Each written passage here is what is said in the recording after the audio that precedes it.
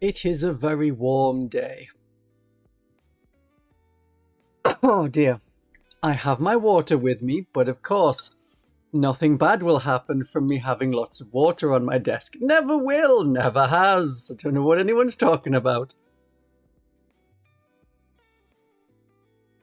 This is live, at least the music thing was live, which it sort of wasn't, but it is. We're here now, all is good and well with the world.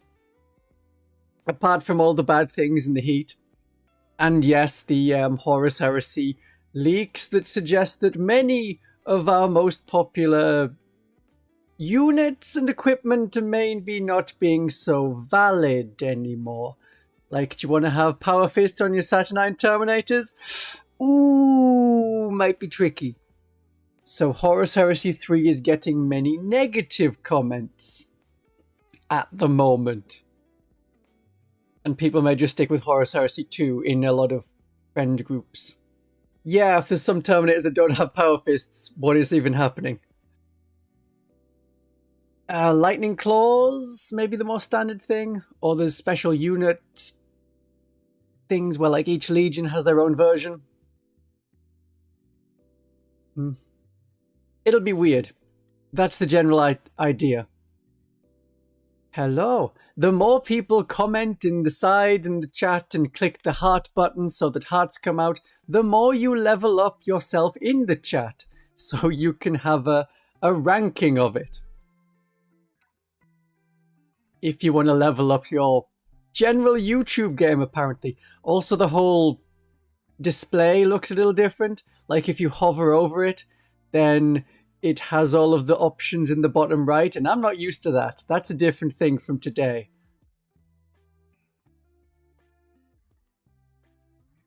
You want to make Spear and Shield Terminators? I have no idea how Horus Heresy is going to work. I have not played Horus Heresy in a while. I want to say at least 2 years? Yeah, it's going to be at least 2 years. Yeah, YouTube is becoming more twitchy because they want to have the best of everything. So they're just going to take all the elements that they want. I have mentioned that it's warm. It is about 32 degrees inside, which is like 90 degrees Fahrenheit. So I thought, since it's hot, I'm not going to wear the cloak. I'm still going to keep the jacket on, though. I made my choice. So what are people painting right now? Because usually people are painting and they're wanting to do YouTube watching at the same time as painting. Because you can't do an audiobook and YouTube at the same time. So usually painting. It's going to be a lot of, hey, well, I'm doing some Battle Sisters. And then it turns out that people are painting Genestealer Cult after, like, last time when we talked about the Genestealer Cult. Painting your incoming baby's room. And you're doing like Battle Sisters on it? Because you could do some Battle Sister paintings on the walls. That could be good. Orc Deathcopters in the work? Fun. They are a bit better in the appropriate detachment for them. The Speedy Freaks detachment. They are a bit better. Yeah. If this is your first stream with me, which is entirely possible, because even though I've been streaming like every week for a few weeks now, type 1 in the chat if this is your first stream. If you have never seen anything at all from me before, ever, then typing 0 in the chat is a good idea. Then I know how much to do it. As you know, the Exorcist is the best one. Or it could be okay, I should explain some basic stuff, because yeah, a lot of people being new. Okay, good, good. The sisters always bring in the new people. People playing sisters versus world eaters? With Army of Faith winning, that's good. I do like the Army of Faith.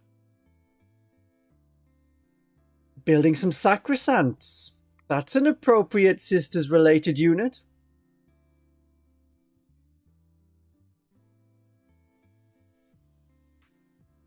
We've had quite a few changes to the sisters since the last, well, in the last balance patch. There was also the Hallowed Martyrs change to Divine Intervention, where you can resurrect a character. That's a new thing since the last time we talked about the sisters in a tier ranking, because the last time we talked about the sisters in a tier ranking thing was... Yeah, that was March, because that was my channel anniversary. I remember. Why don't the Battle Sisters have Power Fists? Good question.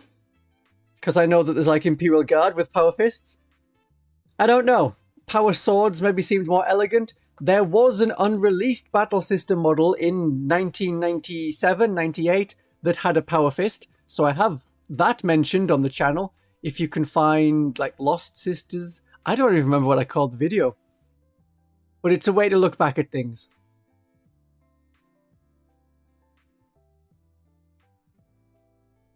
Other changes are the Zephyrim change to their weapons, the Retributor change, which we'll mention when we talk about the Retributors, and the Champions of Faith no longer requires Miracle Dice. So when we're talking about, well, the best sisters and the best detachments, we're not really looking at detachments, because I really like the Army of Faith. That is my staple, my go-to. Most of the time I want to play the Army of Faith. I've been getting a little bit more into the Penitent Engines and Penitent Host, so I'll have more insights on the Penitent stuff. Otherwise, competitively, most people are playing Champions of Faith or the Hallowed Martyrs. At 1,000 points in smallish games, the Champions of Faith does really well, because you probably only have 3 super powerful units that want to be doing damage, and there you have the ability to make all 3 of them righteous every single time. There's no difficulty in it. Why can't we have all Dominions with Flamers? In 9th edition it was possible. In 9th edition it was possible because they were in units of 5. So you had 4 Flamers and a Superior. Now they're in units of 10 in 10th edition because we have some box locking for the sisters. Like, okay, the Dominions are sold as a box of 10 because it is just the Battle Sisters box. However, we also don't have the box locking because your Battle Sisters can have multi-melters. Multi-melters do not come on the sprue. And the Retributors can have 4 multi-melters even though you only get 2 multi-melters on that sprue. It's really not a good buy to have the Retributors box. That is the one I see in every shop. Every independent stockist has 1 or 2 Retributor boxes. Not played your first game yet, but we'll be going Champions of Faith. It's a good choice. I have at least 2, if not 3 videos on the Champions of Faith. One of them most recent since the balance patch, and that also covered my thoughts after playtesting it. So that's a good one to look at if you haven't already seen that. So I've got 4 different rankings for our units in this tier list today. It is a tier list we're doing. It is a tier list we're doing. Yeah! That's what we're doing. I remember the things that are happening. It's too hot today. I may mention that sometimes.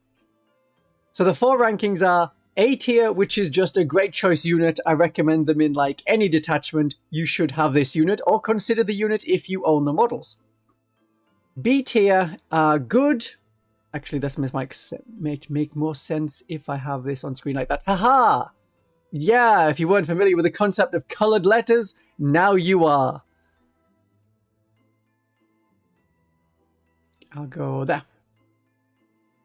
B tier are units that are good, but there is another unit that can do the job better or cheaper. It may be an A tier unit or it may be another B tier unit. Because 2 units might be outperformed by another. For example, potentially Crusaders and Death Cult Assassins are outperformed by 3 Arco-flagellants. Then the Crusaders and the Death Cult Assassins would be in B tier. C tier units are where there is 1 detachment in which they work, and if you're not playing that detachment, they don't work. Repentia have usually ended up in C tier. Sometimes the Repressor has also been in C tier because it works really well in the Bringers of Flame. If you're not playing Bringers of Flame, you may want an Immolator or a Rhino instead. D tier units struggle to perform for the points that they are. We all know that if a Dogmata went down to 15 points, people would throw in Dogmatas left, right and centre, and that would be very useful for 15 points. As they are 45 points, the Dogmata has usually ended up in D tier. I think they've ended up in D tier all edition. So those are our 4 tiers of units. I don't think I had anything else to mention before we properly got started. A tier for the Clan of a Sister. See, the Dialogus, which is sort of similar, is way better. Just way better than the Clan of Us. I don't know if there's a musician suitable for the Sisters of Battle. Dialogus will probably be it. Ah, good. The Repentia finally got fixed in the app. Because the comments on my video about the Repentia were like, this isn't on the app. Why isn't it on the app? You run the app, Christian von Carmian. Why isn't it on the app? We'll try using 2 squads. Oh, in the Army of Faith. Well, I would stick with... If it's 2 squads of 5, that can be good in a Rhino, because you can get them out as and when you need them. Otherwise, I would have 1 squad of 10 for 160 points. Do they get cheaper depending on the number? I'll get the points up. Points, because I was just looking at this, of course. Here we are. Repentia points with points updated. 75 for 5 or 160. Okay, so you are cheaper getting 2 squads of 5, but of course then you will have 2 superiors.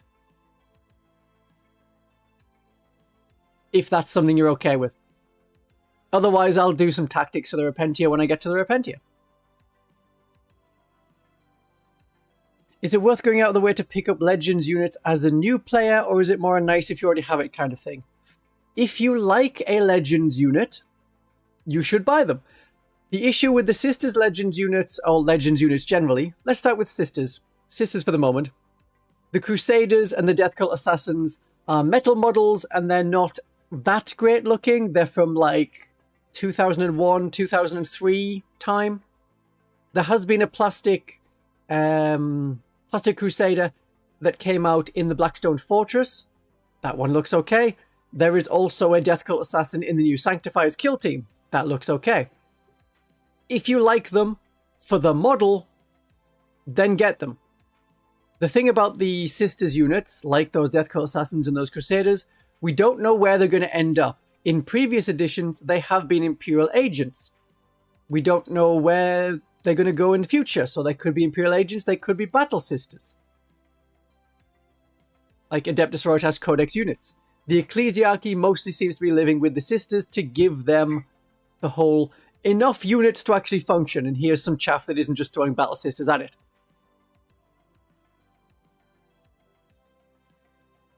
Otherwise, if you're thinking like Space Marines, the Space Marine Legends units don't look as good next to any other unit. Like the Tactical Squads don't look as good. No, wait, Tactical Squads are not Legends. Tactical Squads are still absolutely valid and in the Codex.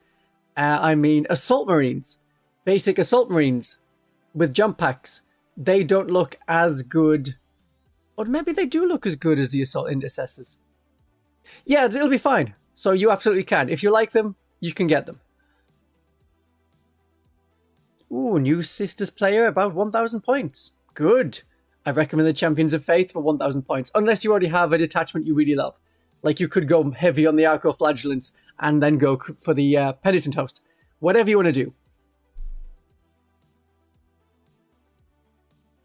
Yeah, conversions. Conversions work. Yay! I'm glad my suggestion on kit bashing and conversions has been useful. For the Death Cult Assassins for the Crusaders from the Novitiate kit, which gives you loads of characters and then some extras. I've done that. I've got Death Cult Assassins from them. I like Death Cult Assassins. Okay, let's begin with one of the units. We can start with Death Cult Assassins unless there's a cry out in the chat for some other unit.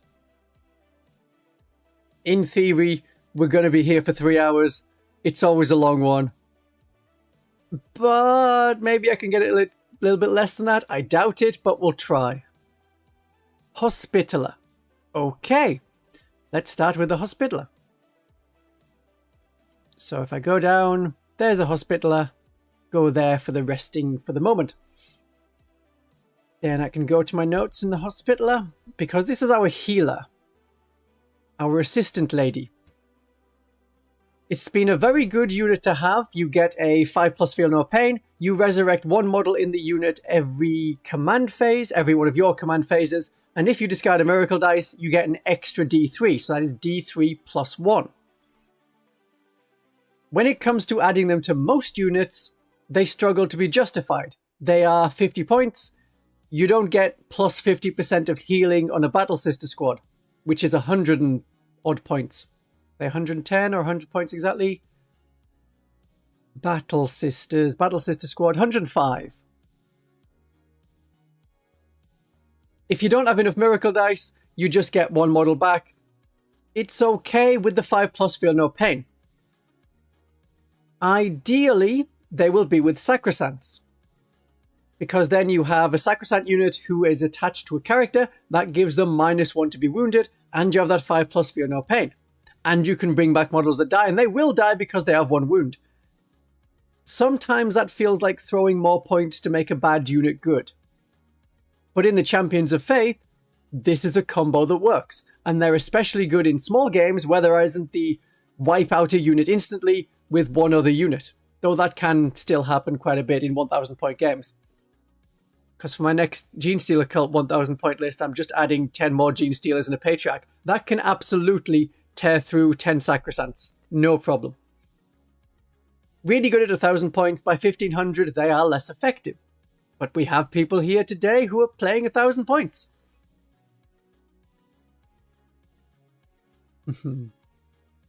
Where do Celestians with guns rank? Oh, they're probably an A tier. I would say B tier, just because I didn't want to make them too powerful when I made my own version. Which is a video I should probably redo.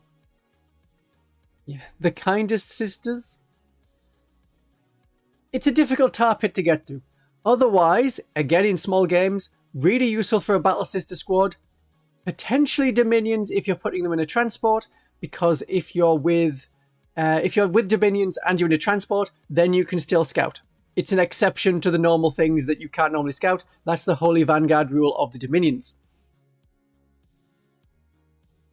I do find Hospitalers rather good.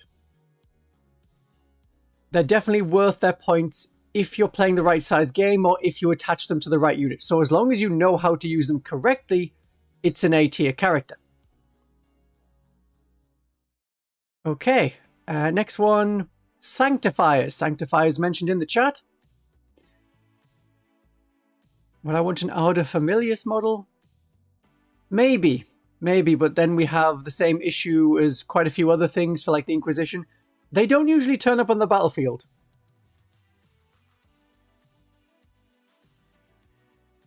So I was trying to get them to feel justified within the lore and stuff. Right, Sanctifiers. So let's pop them. They're our brand new-ish kill team unit. They did not exist 3 months ago. So the meta has mildly shifted around them. Ever so mildly. These are, I want to say, 100 points. Sanctifiers, yes, 100 points for 9 Sanctifiers. So we didn't have this unit back in March when we did the March tier list. They have a lot of flamers. They like using Overwatch. They have 8 turret weapons, though 2 of them are one-shot. That's fine whether it's Overwatch or not, because when you're firing Overwatch, if it's turret weapon, it still auto-hits as turret weapons do. They scout. That's great. That means that they are very similar to Dominions. If you have Dominions with flamers, you can have more flamers with the Sanctifiers. So if you wanted more than 4 flamers on your Dominion squad of 10 models, you can have 9 models and have 8 flamers. That can be, some of those are like 2 flamers per model though. They are cheaper than Dominions, so if you want flamers, that's a cheaper way to get them. They scout exactly like Dominions, so you see the comparison. In the Bringers of Flame, you have, for 2 command points, Devastating Wounds ability. What's that stratagem called? Bringers of Flame. Cleansing Flames. You get Devastating Wounds on your turret weapons. You wouldn't want to combine this with Overwatch, and I don't think you can because it's a shooting phase only thing. But it's pretty nasty. That's 8 strikes of D6. You're averaging... how many? 24, about 30 shots. Yeah, you get about 5 mortal wounds from that. Potentially more, because some of these are multiple damage. I think Sanctifiers. Minister and Flamers are all damage 1. It's only the Holy Fire. The Holy Fire is damage 2. If you roll a 6 on that to wound, there's 2 devastating wounds. That's not bad. Adding a character to this Sanctifier unit, the only character you can add is the Minister and Priest.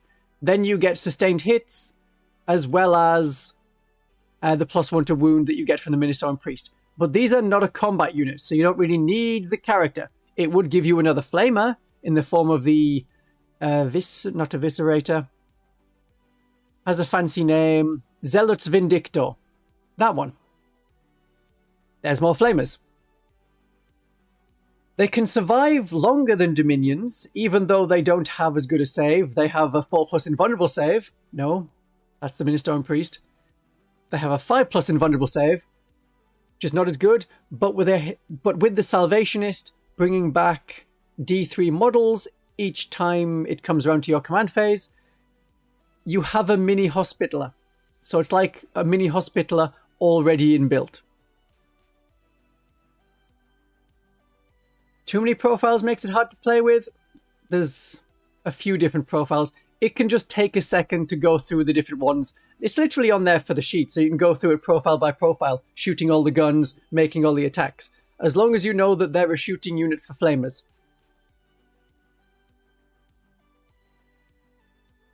Good, good. I see people are discussing things. Yes.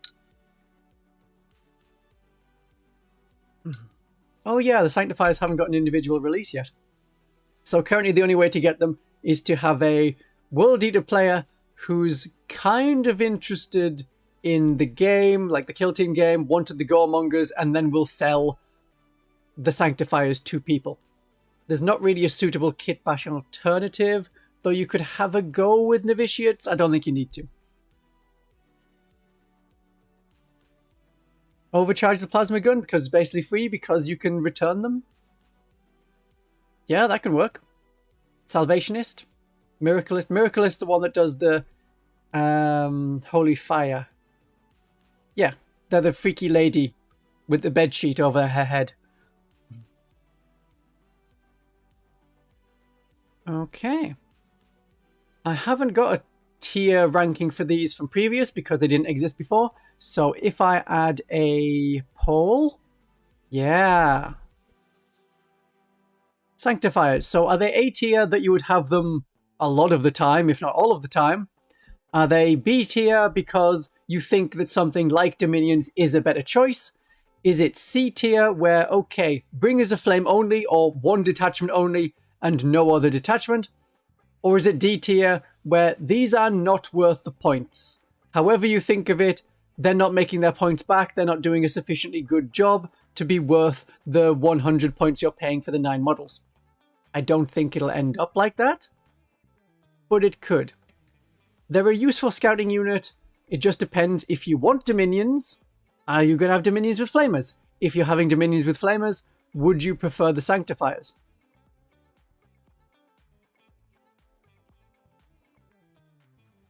When we get to like 24 votes, then I'll end it. There we go. Because we have nearly 100 people. So if like a quarter of the people vote, that's a good enough representation. C tier is the victor, so they're going in C tier. Maybe it's Bringers of Flame only. Maybe it's just that, where they can use something other than Overwatch. They're an okay unit. Maybe they'll be B tier next time. But community democracy... Oh, come on. Okay, we back?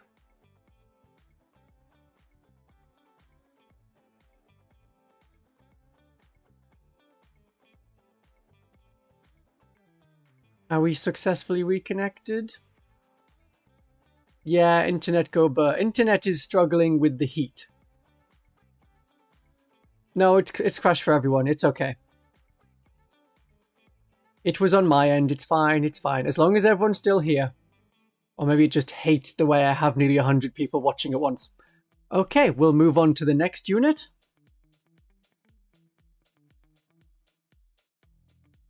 Audio is not back? Let me have a listen. I do that.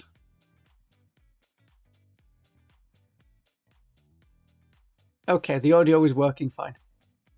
It may just take a second to recover. 26 degrees Celsius heat. We're looking at more like 32 degrees Celsius. Is it legal to put an old Death Cult Assassin, not Death Cult Assassin model into the Sanctifiers unit? Yeah, of course it is. You're using a model that's a Death Cult Assassin to represent the Death Cult Assassin.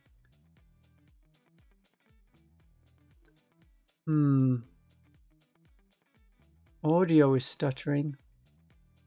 Audio is mostly fine. Okay, it's better. Okay, audio's back. Good.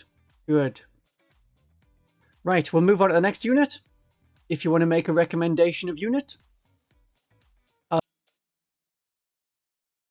Now, here's the symbol for the Dominions. It's the one that's on the Games Workshop website. The thing about that, the Games Workshop website doesn't necessarily show the best option. It's got like a model in the corner that's from the Monopose kit, which is no longer sold and is not what you get when you buy Dominions. Oh yeah, we can do the statue, of course. The statue that comes with the Sanctifiers.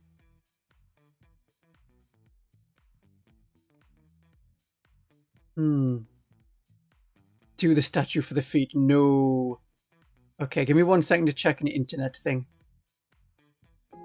Just be a second.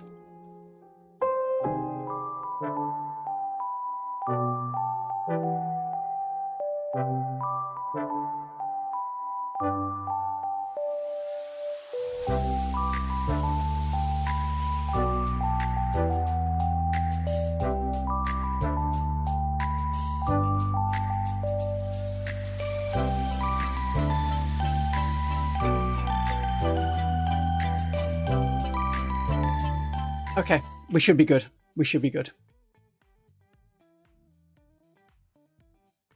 Ooh, I missed a person joining. Welcome to Von Carmian's Legion.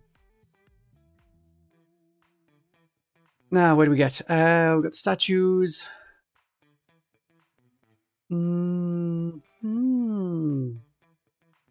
Should I be scared to wrongly build your minis?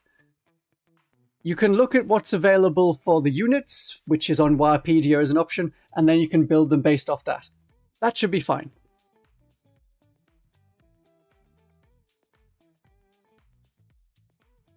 Okay, so back to the Dominions. We haven't done the statue yet.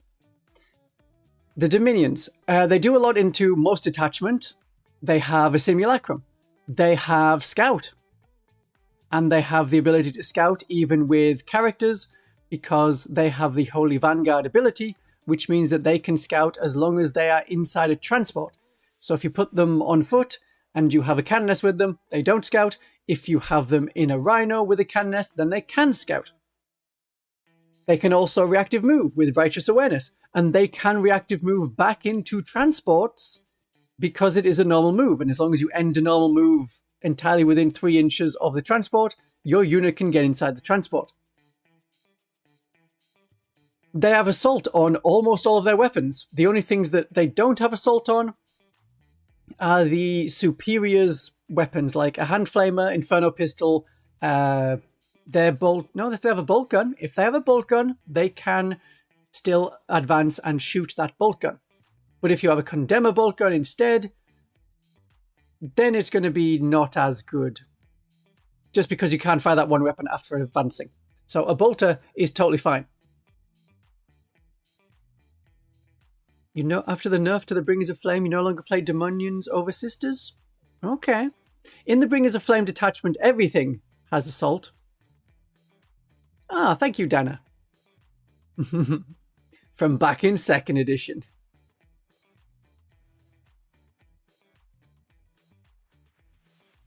Good. Sanctifiers may come across as not as good as Dominions, potentially. So it's entirely up to how people... That's just how people are feeling today. Other things Dominions do. You've got Flamers. Sanctifiers are another option. You've got Melter weapons. That is usually what people go for. It's 4 shots. You're hitting on a 3+. You're probably wounding on a 5. They work. They work rather well. It depends what they're attacking. The Stormbolters are a good option that's often slept on. They're great for killing Space Marines and infiltrating units. There are a lot of infiltrating units that have 2 wounds, like Pure Strain Genestealers from the Genestealer cults, Space Marine Scouts, the Tau Infiltrator Stealth Suits, and damage 2 lets you get through the feel no pain of infiltrating Poxwalkers. So you have a lot of shots there. And it's a unit of 10, so that's a lot of bolter shots to go with it. And it sticks to having weapons consistent throughout the unit doing the same thing. It's not like with a tactical squad, where you have like a multi-melter and a melter gun, but everyone else has bolt guns. You're firing at 2 different units, 2 different targets. Sanctifiers may be a better source of damage too, compared to the Artificer Stormbolters. It may be. They're mauls, strength 4, -1, damage 2. They don't have as many attacks, because you can get 4 shots from the Stormbolters with the Dominions if you're at half range. Whereas with the Celestian Sacrosancts, it's 3 attacks with the Hallowed Mace. Hitting on a 3+, yeah, strength 4, -1, AP -1, 2 damage. That's an alternative. It depends if you want to shoot or you want to get into combat. Can you split 10 Dominions, put 5 into an Immolator, and put 5 into a Rhino and have the Rhino scout? The Rhino would scout if the Dominions are the only ones inside. If you put another unit inside, then you can't scout with it, because every model inside needs to have scout, with the exception of characters attached to the Dominions. Me miss. So many accents that I suppress. I don't suppress it. Yeah, lethal hits as well. But gun is usually better than combat, because you don't have to get as close. Usually. Stormbolters work. If you add Astrid and Agatha to either unit, you can get a lot more devastating wounds from that as well. But it depends what you're facing immediately. Because the Dominions are scouting, then you have infiltrating units right in front of you after your scout move, and you can move and advance and still shoot all of these to get into that half range, which is 12 inches for the Stormbolters, or 6 inches for the melter weapons. Or you can jump out the transport. You have a lot of things to do in the Bringers of Flame detachment, which is still quite a good detachment, but when you also have assault on everyone with all of their guns, the Dominions don't seem as amazing. Is a Palatine with them worth it? As long as you don't have flamers, because you can't get lethal hits from the Palatine onto the flamer weapons. It's fine with the melters. The problem is you're looking to roll 6s, you got 4 dice. You're probably not going to roll a 6 to get 1 lethal hit. It's nice if you could. You can only attach 1 character to a Dominion squad, so you can't do a Battle Sister thing where you have a Dialogus and a Palatine, and use the Dialogus' ability to change a Miracle Dice to a 6, which immediately triggers lethal hits from the Palatine. So you have a auto-hitting, auto-wounding shot. So with a Palatine, as long as you're in a transport, you can still scout. It's a good way to get a character towards the enemy, and the Palatine does want to be into the enemy. There are a lot of other options that I would put the Palatine with. If you have 3 Palatines, a Dominion squad is not the worst.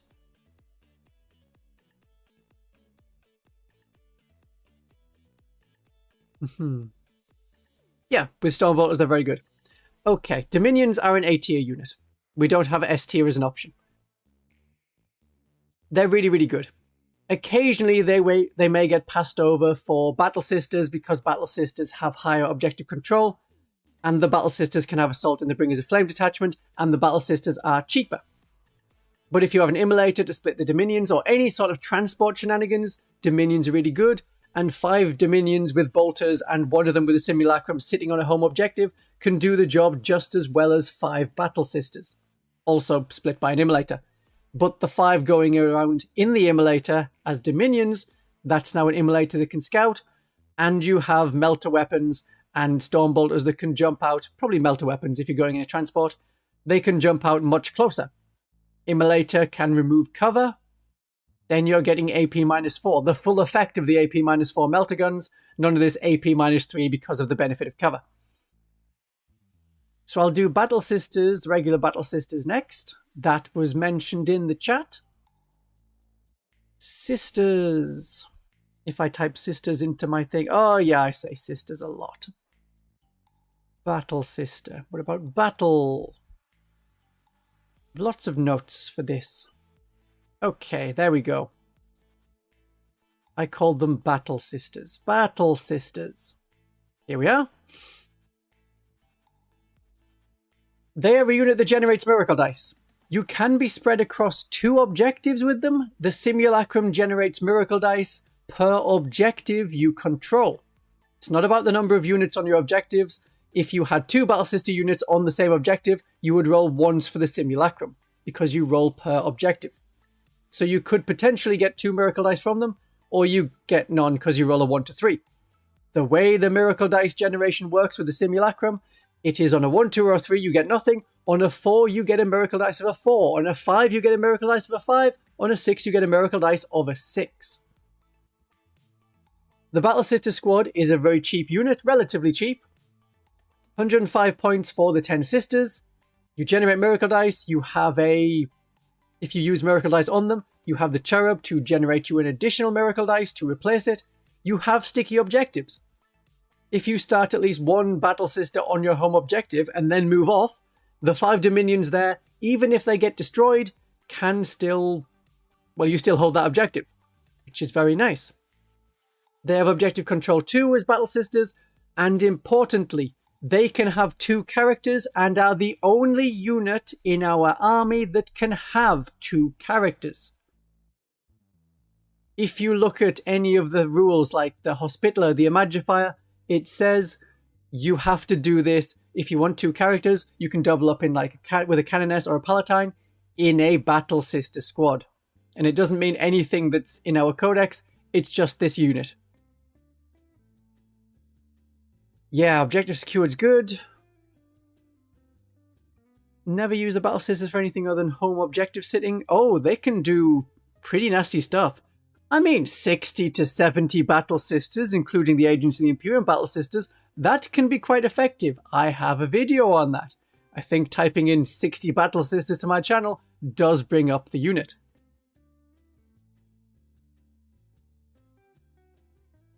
Let's have a look at how the Simulacrum works, because that's a good question. Simulacrum... no, you just roll the 1 dice.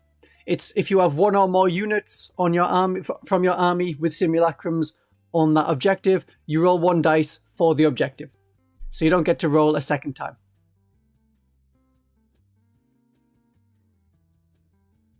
What's the max number of bodies a sister's army can actually have? It's going to be several hundred. Maybe about 200. Just for the number of Battle Sisters and Dominions and Novitiates. About that. You won't get quite to 200, but you can get to like 180 for 2,000 points relatively easily.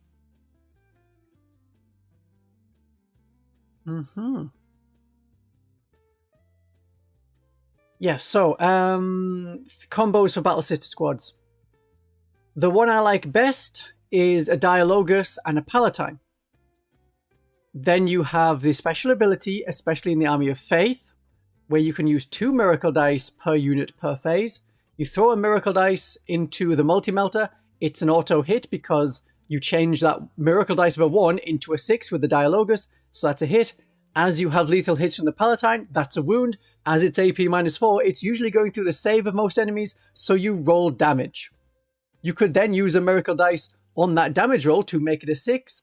This is especially good if you're firing Overwatch against something like a Carnifex or a damaged tank. You hit on a 6, you auto wound, AP -4 goes through their save, or almost goes through their save, and then you do exactly enough damage because it's 6 damage plus 2 for melter range. It's nasty. I have surprised tanks, predators, Carnifexes, Screamer Killers, units like that before. And it's a relatively cheap combo. It's under 200 points. You can have the Battle Sisters spread out to control the board. You can have them take an objective in the center and just move forward. Move forward like 8 inches, 6 to 8 inches from the objective, and block the enemy from getting to that objective. Either they have to awkwardly go around and maybe through buildings, which you cannot do if you're like a beast or a vehicle, except with some special stratagems or abilities or traits. The sisters are good for blocking. Unfortunately, the Battle Sisters and all of our units die pretty quickly, even the Paragon Warsuits. So their job may be to die, but then you get more miracle dice from their death. I can't see any problem with them being A tier.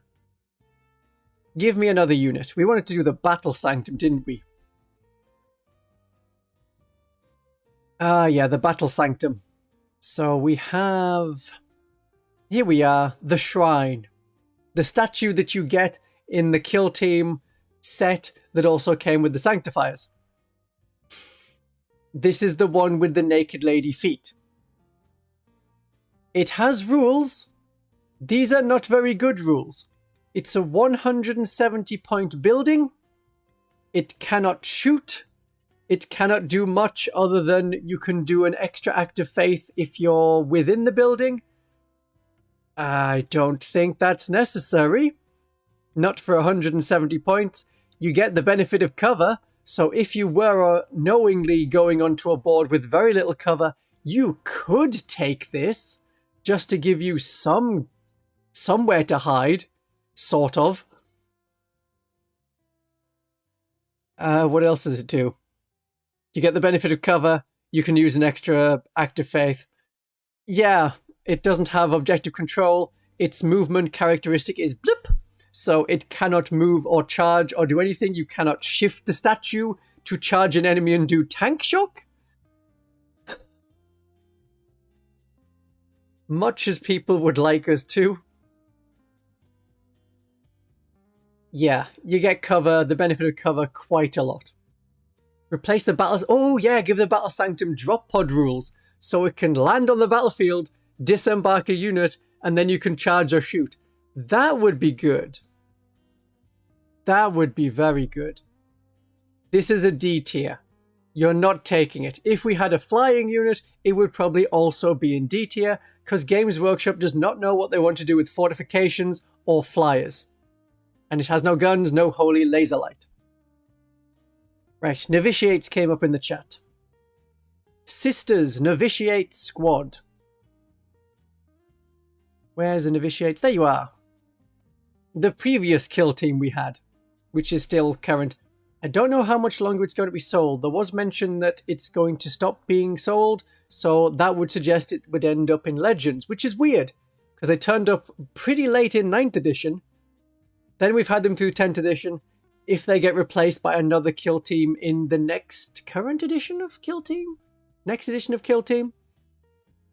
there'll be a Legends unit, and we'll get something else. Perhaps Celestians with guns! Wouldn't that be nice, children?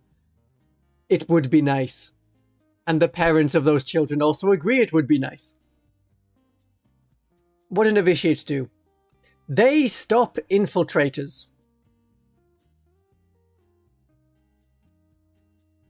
They infiltrate. They can get to objectives immediately. If you get the first turn, can you generate miracle dice on the first turn? Maybe not.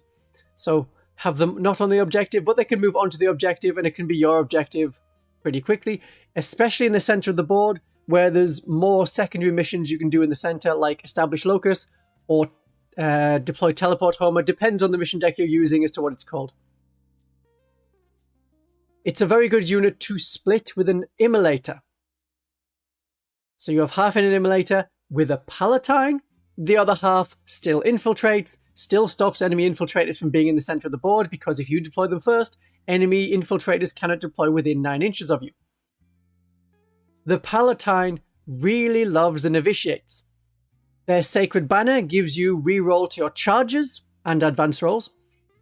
And the unit has reroll hit rolls of 1, or reroll all hit rolls when attacking an enemy on an objective. So one half is infiltrating, one half is with the Palatine. in the Immolator. It drives up, they get out, or it drives up a bit, next turn, they get out, then move, then charge with a reroll on the charge. The Palatine loves to smash. The Palatine likes it when she can roll 6s, and having full rerolls to hit can do that. It means you can hit much tougher things like enemy tanks, enemy monsters, because from the 4 attacks or more, depending on your enhancements, 4 attacks from the Palatine, if none of them are 6s, reroll all of them. You're hitting on a 2. Odds are in your favor that you'll get successful hits anyway. Try and get those 6s. 6s are lethal hits as long as she's with a unit. Yeah. And the Novitiates can complete secondary missions. They have a simulacrum to generate miracle dice if they can survive for a bit. And when they die, those 5 sisters that died generate a miracle dice on death, because when the Immolator splits them, they become separate units for all the purposes of the game. You could go Champions of Faith and get sustained hits too. Yes, you could. I think is the sustained hits in another detachment as well. Army of Faith has Lance. Springers of Flame has lethal hits from Righteous Blows. Yeah, Champions of Faith has sustained hits or lethal hits. That's our main way of getting sustained hits. So yeah, that's absolutely an option. Is there anything that gives advance and charge? I don't think there even is in the Penitent Host.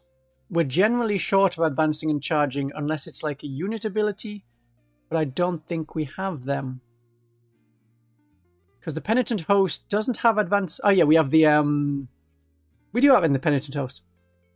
We have the Penitent Engine, who can advance and charge, and there is Lash of Guilt, which allows a Penitent unit to advance and charge. That, I think, is our only advance and charge. So you could have a Palatine advance and charge in the Penitent Host with the Catechism of Divine Penitence. Then she is a Penitent unit. Her unit is a Penitent unit. So that could be Novitiates. That could be... Well, you probably want to put her with Repentia in that detachment, where that one enhancement lets you attach her to Repentia.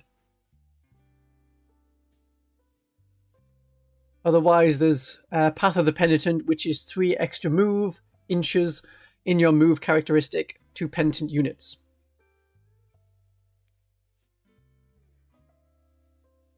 Yes. So it's the Lash of Guilt stratagem. Yeah, if you're taking the Catechism of Divine Penitence and then Novitiates and then half Novitiates, that's maybe not the best choice. But your 20 points, you want to put them with Repentia, I think. You can do other stuff with like a Canoness, have Canoness with the Zephyrim. Then the Zephyrim are a Penitent unit. They're not Penitent models. Most of the things in the Penitent Host activate off Penitent models, but Penitent units can get some better aspects of stratagems and use more stratagems. Like Lash of Guilt, that becomes a Penitent unit if there is one Penitent model. You could also put a Jump Pack Canoness with the Repentia, using the Catechism of Divine Penitence. Then you can have your charges much easier to make because the Canoness with Jump Pack flies ahead of the unit. A failed charge means no one attacks. A successful charge means that some of or a lot of your models will attack. Right, I think Novitiates are going in A tier. They are our only infiltrators. They are very useful as a cheap unit. Same cost as Novitiates. Novitiates, same cost as the Sanctifiers. And they really help the Palatine. So we'll go up to A tier for them. Right. I want to do the Palatine next, so I'm talking about the Palatine a lot. It makes sense to keep on the Palatine. Palatine is our smashing character. Smashing. It's the place you put Miracle Dice. Even if you're short of Miracle Dice, well, the Hospitaller brings back one model. Maybe the Dialogus doesn't need to use a Miracle Dice to turn it into a 6. The Palatine absolutely wants Rapturous Blows so that every successful wound is a mortal wound extra. That doesn't change the damage of the attacks into devastating wounds. It doesn't give you devastating wounds. For every successful wound, you get an extra mortal wound caused. A successful wound is any wound roll that is successful against the enemy's toughness, or it's one triggered by lethal hits. If you can wound the enemy, you can do terrible things to the enemy. And the more attacks you have, the more mortal wounds you can cause. And with causing mortal wounds, in the Army of Faith, with St. Eleanor's Blade, precision attacks, you can assign your mortal wounds to characters as long as the weapon that did it has precision. Yeah. You can also do that with Epic Challenge in any detachment. That gives you precision on your character's weapons in melee. If you can see a character, you can assign your mortal wounds to them. And you don't have to assign all of the normal attacks to them either. You choose when your attacks are allocated to models. If you have precision, you choose where they go, either on the bodyguard unit or on the character. You don't have to decide before that, and it doesn't alter the toughness characteristic that you're aiming for. If there's a toughness 5 Patriarch among toughness 4 Gene Stealers, you still wound against the toughness 4 of the Gene Stealers, even if you plan to take down the Patriarch. So you can put all of the normal attacks that are successful because they're wounded against the bodyguard, and then say, right, well, I have 4 or 5 mortal wounds here. I'm going to just drop them entirely on the character, if you know that's enough to kill the character. 1 enemy model killed gives you a miracle dice with St. Eleanor's Blade. Any enhancement that increases her attacks or increases her strength is very good. That could be the Warlord... Lord of War twist in the 2025-2026 mission deck. That gives your Warlord 3 more attacks. So make the Palatine the Warlord. Unless Morvenn Vahl is there, then you have to have Morvenn Vahl as the Warlord.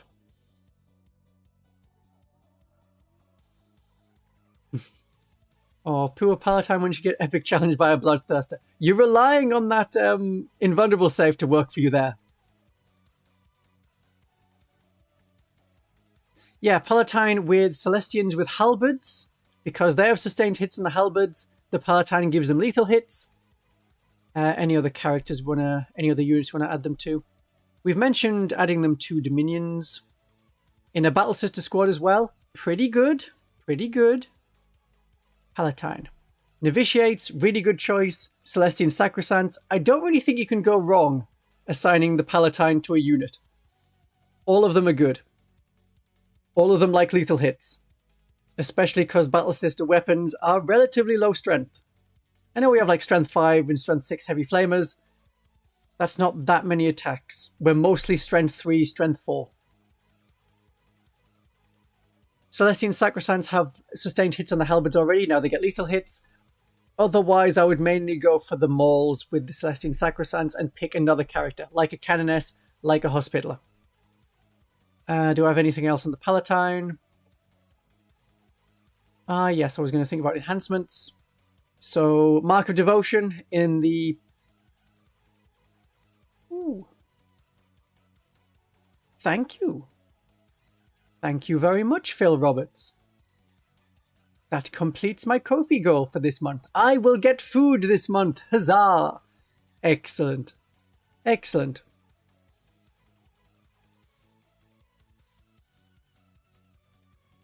What do we got? So, yeah, Mark of Devotion in the Champions of Faith detachment. 1 more attack. And if you are righteous, which is a thing you should definitely pick the Palatine to be if you're going to go into combat, you get 2 more attacks and 1 more damage. That's a very good enhancement. Yeah, Blade of St. Eleanor in the Army of Faith, just for free precision and extra AP. In the Hallowed Martyrs, what's that one called? Through Suffering Strength. 1 more attack, 1 more strength, 1 more damage. If the model has lost any wounds, get 2 more attacks, 2 more strength, 2 more damage. So that would be if you had taken some damage from precision, if you had overheated your plasma pistol and you were down to 1 wound, things like that.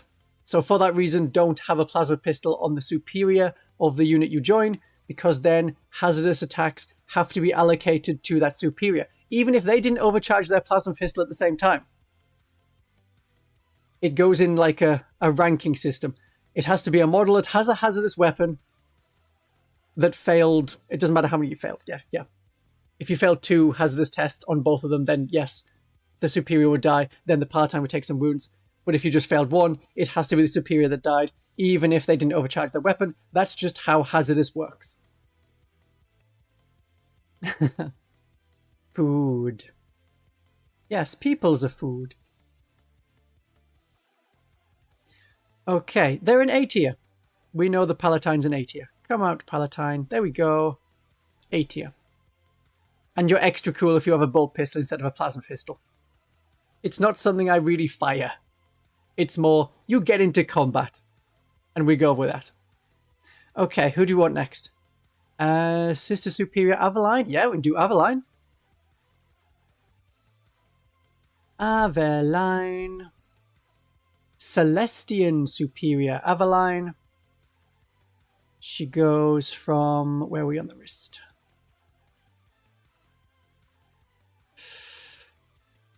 She was on the list. I'm sure she was down here. Oh well, must be a one I need to add. Aveline. I have pictures of the Aveline model. I've done videos on Aveline before.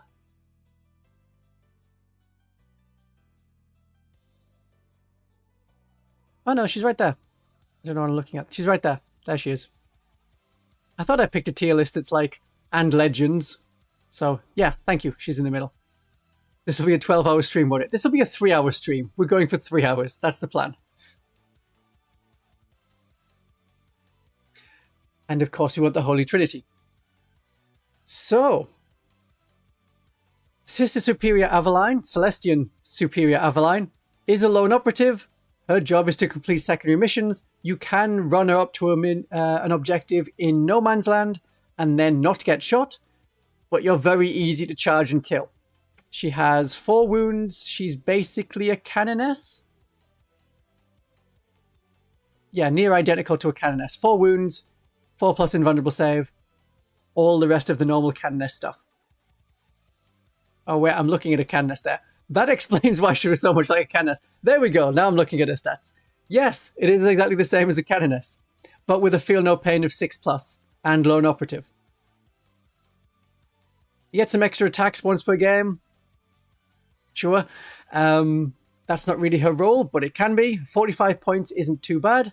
I have never used her demon rerolls. She gets to reroll hit rolls and wound rolls against demon units. It's never really come up, though there are quite a few things that are demons, like obliterators and possessed, as well as all the demons. The Avatar of Cain, if you want to have a go at stabbing the Avatar of Cain with 7 attacks and devastating wounds, you could. You'll get to fully reroll hit rolls and wound rolls. That could be a surprise when you mildly injure the Avatar of Cain. She's slightly cheaper than Death Cult Assassins. She's the same cost as 3 Arco-flagellants, so if you're not allowed to use legends for whatever reason, then you can have 3 Arco-flagellants for the same cost, and it will do a very similar job, but without lone operative. I think she's going to be a B tier unit. Ah, yeah. There we go. B tier. Right. Was there a cry for the Castigator?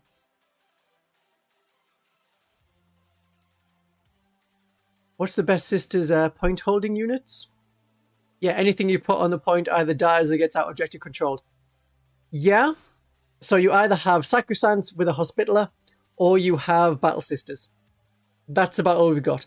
There's nothing that really holds up to active attack from the enemy. 10 Battle Sisters can get surprisingly lucky against a lot of enemies. I've had them attacked by like 6 Raveners before, and there's like 4 of them alive, and so we out-objective control the enemy. Put Aveline in a Rhino with Sacrosancts and a character.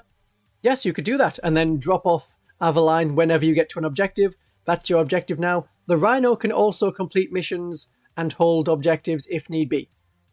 Aveline is 1 OC, and objective control of a Rhino is 2 OC.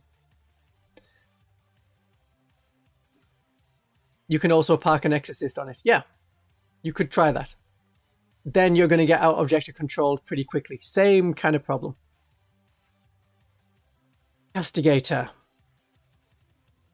It's just resting in C tier. People got really annoyed at the start of the edition when I was like, the Castigator is not good. Maybe because they came back to like the index first tier list. Ooh, thank you for subscribing to the channel. And they were like, wait, the Castigator is good now. Why is he putting it in C tier? Well, that's because there was like 20 points between the Castigator and Exorcist at the start of the edition, and the Exorcist was so much better. So much better. Indirect fire, good strength. Indirect fire was not as bad at the time. And the Castigator had a not great special rule, which is like reroll hit rolls, depending on the kind of thing they shot. The Castigator is still more expensive than a Knight Armiger, but the Imperial Knight points are really low at the moment. In the next balance patch, expect the Imperial Knight points to go up generally, if that's out before their codex. The Castigator got 10 points cheaper in the June balance patch. They have a really powerful ability to hit a thing and increase the AP of everyone else shooting at that same thing. So if you can focus down one enemy, that works pretty good. Especially if you hit them with an Exorcist, which doesn't need line of sight. So Castigator then Exorcist is a good pairing. If you want to throw in an Immolator in the middle of that, if the enemy's going to get the benefit of cover, do the Immolator first, and then you ignore cover, especially on the Exorcist missiles, which would otherwise grant the benefit of cover when firing indirectly. I still think the Castigator is a little bit overcosted. Just a little bit. But the battle cannon is nice. The twin autocannons are also nice. I have no preference between the two. I keep getting asked which one's a better gun. They're both very good. Ignore cover on the battle cannon is very nice. Even if you had the Immolator as well. Ignore cover with the Immolator special ability. Fire the battle cannon, which already ignores cover. But the 3 heavy bolters will also get the ignore cover benefit, and they are AP -1. Now that AP -1 sticks. Yes, the Castigator and the Armiger do have different roles. A little bit. A little bit. That nice bonus is very good. I'm trying to think if it's on tournament boards that I've been to. Ooh, Danny boy, welcome to Van Carmian's Elite.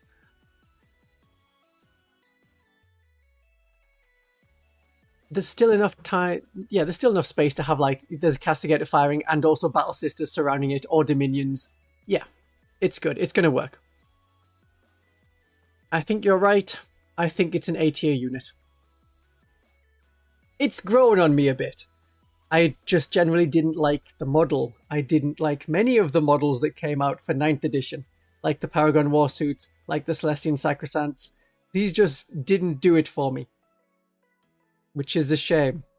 Because I know a lot of people like them. It's too hot. I'm saying controversial opinions. Like, these were not great models. This is a Predator and a Lehman Russ having a baby. That's what it is. Can we have another unit, please? Yeah, Canis Rex is absurdly good at 380 points. No, Sister's Baneblade would have no las cannons and some multi-melters or heavy flamers, and then you could swap the heavy flamers for heavy bolters. Canoness Rex, yeah. Retributors? Alright, let's talk about the Retributors.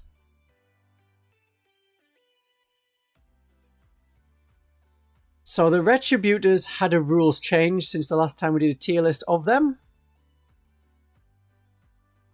They previously got to reroll wound rolls of 1, and if you attacked an enemy unit that had previously destroyed one of your sister's units, you got to fully reroll wound rolls. Now you get to reroll hit rolls and wound rolls of 1 as standard. If they are avenging a sister's unit, you get +1 to hit and +1 to wound against that evil enemy unit. And that is instead. It is unfortunate that it is instead, because we would like to have the reroll hit rolls of 1 with the +1 to hit. Then multi-melters that are staying still could get +1, like actually benefit from the heavy keyword. Because you can't stack the heavy keyword, which is +1 to hit when remaining stationary, with this +1 to hit. The best you can get is +1 to hit. It would only matter if you were shooting an enemy with stealth, which is -1 to hit, so your 2 +1 to hit, and the enemy 1 -1 to hit still leaves you on a net +1 to hit. There's no full rerolls anymore, so this is a mild improvement in terms of a special rule. I think that's all I can really say. We get to reroll hit rolls as well as wound rolls normally, which is enough because your multi-melters, yeah, they're hitting on a 3, no, hitting on a 4+. Rerolling ones helps. It's okay. Yeah, the heavy to hit is anti-synergy because you're usually wanting to move to get line of sight where you were previously hidden, or you're disembarking, or you're arriving from reserves. The only time you would stay still is if you arrived from rapid ingress, then you turn up in the enemy turn. Hopefully, like, there's something you want to shoot that isn't going to shoot you, like a melee monster. Then you have the multi-melters just outside 9 inches, ready to shoot. Oh, at which point you would want to move to be within 9 inches to get the melter range, get the melter bonus, get 2 more shots. No, not 2 more shots. 2 more damage for each successful wound that goes all the way through the save. And not be so bothered about the +1 to hit. So you don't need to target something that previously destroyed one of your units. Just be happy with the reroll 1s and reroll wound rolls of 1 for hits and wounds. Yeah, when you come from strategic reserve, you cannot be within 9 inches. That is the wording. And to get the melter bonus, you have to be within 9 inches. It is not possible to be within and not within 9 inches at the same time. Right, we're going to talk about the weapon options of these Retributors, though. If they're in a squad of 10 with some, like, ablative sisters, the way that Devastator Marines can be, the way that Dominions can be, that would be good. That would be really good. Yeah, 9th edition, you could put them in cover and have a 2+ save. Otherwise, they die very quickly. You lose the superior first, and after that, you're losing your heavy weapons time after time. And it's about 20, 25 points. Oh, how many points are they at the moment? They went down in cost. They're 115 points. So we're looking at about 20 points per... No, 25 points for every heavy weapon, and then a superior worth about 15 points. That's a lot. That is still a lot. And they're the same cost as Dominions. You do get more melter shots from the Retributors than Dominions, but the Dominions have ablative bodies and can do a lot more, like reactive moves and scout. If you're putting Retributors with Astrid and Agatha, I think you're better off putting them with something that has damage to attacks and lots of them, like Dominions with Stormbolters, like Sacrosancts with the Mauls.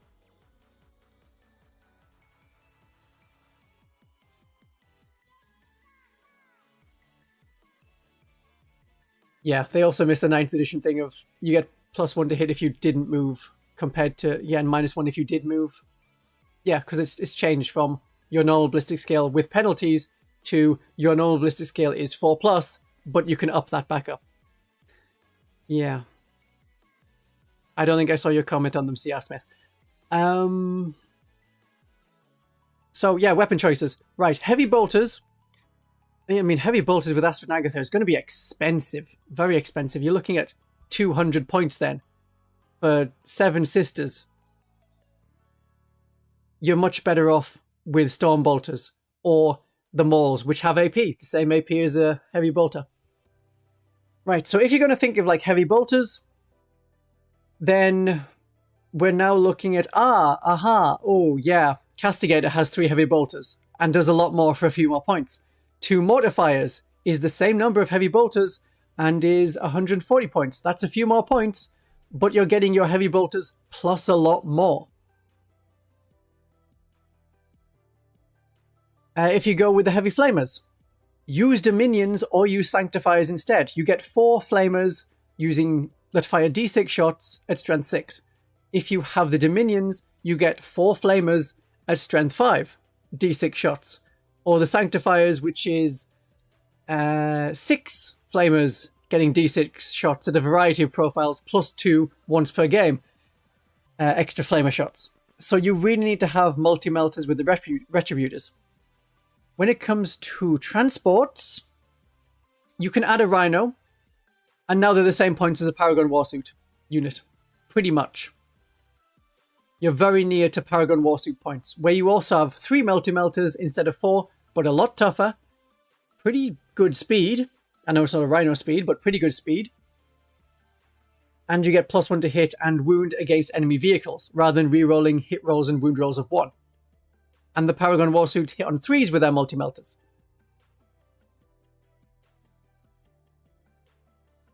So a Rhino is okay, and firing from the firing deck isn't bad.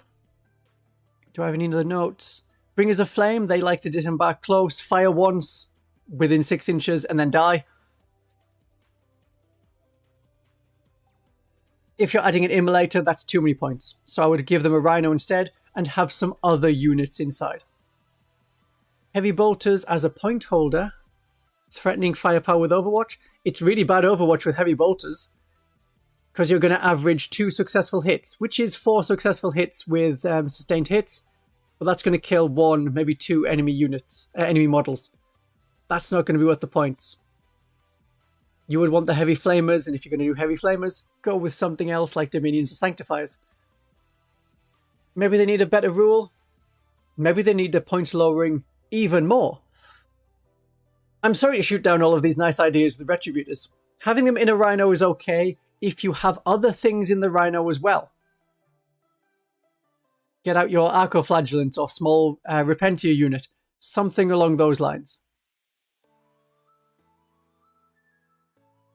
I think they're still going to end up in D tier. Maybe you can make them work and do something. I have tried several units. The most I can get is 1 unit to work, and even then, it's a real struggle. And I would rather have many, many other units. Okay, we'll do the Demonifuge. The very nice good girl with her stalker. Just some dude following her around. Ephrael Stern. Right, she has Anti-Chaos 2+, and she always has Precision. This means you can do some funny things like stabbing a Chaos Rhino, and you wound it on a 2+.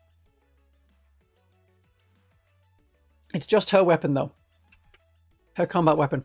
Oh, there's also the not psychic power that causes the enemy to take a leadership test, not a battle shock test. I will check. Pretty sure it's a regular leadership test. No, it's a battle shock test now. That's right, they changed it in the codex. So in the shooting phase, the enemy takes a battle shock test, subtracting 2 if it's a chaos unit. If it's failed, the enemy suffers 3 mortal wounds. I've gotten more out of battle shock testing the enemy as things go on. There's another enhancement, Divine Aspect, in the Army of Faith. It's 5 points. You cause battle shock to 1 enemy unit in the movement phase. That can be enough to make an enemy unit on an objective fail. They have now objective control 0. You can walk on and it's your objective. Especially if you need it for secondary missions, like take an objective that was previously held by the enemy. So Holy Judgment is alright, and you cause 3 mortal wounds if the test is failed. That's better than so many other battle shock tests. It's a shame there's no penalties to it, but that's okay. The main detachment to use Ephrael Stern in is the Hallowed Martyrs. Really good in Hallowed Martyrs. So you have any unit nearby, she can heroically intervene for free, and you use Suffering and Sacrifice. This stratagem means that the enemy models that can target her must target her. She takes all of the hits, but she fights first before any of that happens, because she has fight first. You can get rid of the little Harlequin dude first, then you can take wounds on Ephrael Stern. If she dies, you can use Divine Intervention to bring her back. It's really good in the Hallowed Martyrs, maybe only the Hallowed Martyrs. I'm not so sure about other ones. I had a lot of fun with her in the Nakmud Crusade, where you have fun deep strike extra rules, and you can deep strike like 5 inches away from an enemy character, like, ho ho ho, I'm gonna stab you. The jump Canoness is about 10 points fewer. Yeah, jump Canoness is 10 points fewer and does something very similar. But you have 3 wounds on a jump Canoness, you have 8 wounds between Ephrael Stern and Kaiganil, and they move 8 inches, jump Canoness moves 12. Jump Canoness's combat weapons are pretty good in comparison. You get 4 attacks with Anti-Chaos 2+ from Ephrael Stern, 6 attacks from the outcast weapons of Kaiganil, which also have precision, but they're damage 1. I have used her in Army of Faith as a lone operative hunter. Yes, she's pretty good. You wound Chaos Titans on it too? Oh yeah, yeah.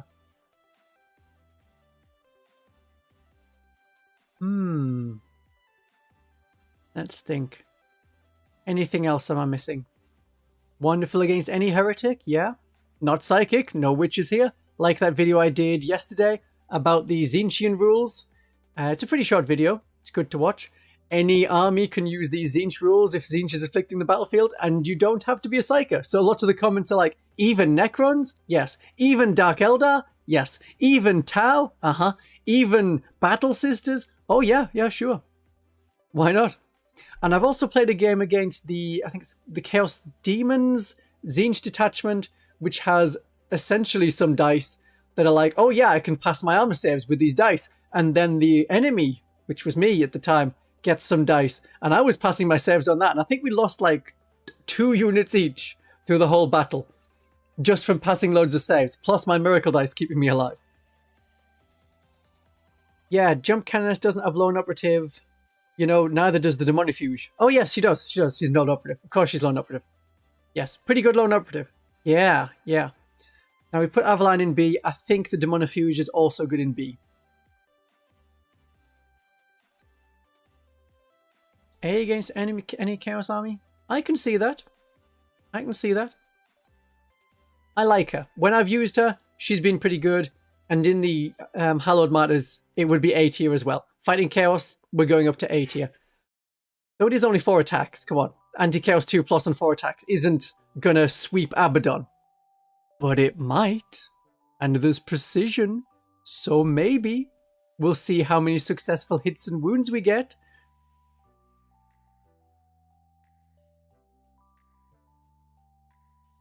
Right. Does she have Deep Strike? Yes, she does. Deep Strike. Not a jump pack. I keep thinking she has a jump pack because the old artwork has her with a jump pack. I'm used to her with a jump pack. She doesn't have a jump pack, but she moves 8 inches normally, which is very odd. Oh, it's an okay model. It looks very Marilyn Monroe, like the skirts blowing upwards.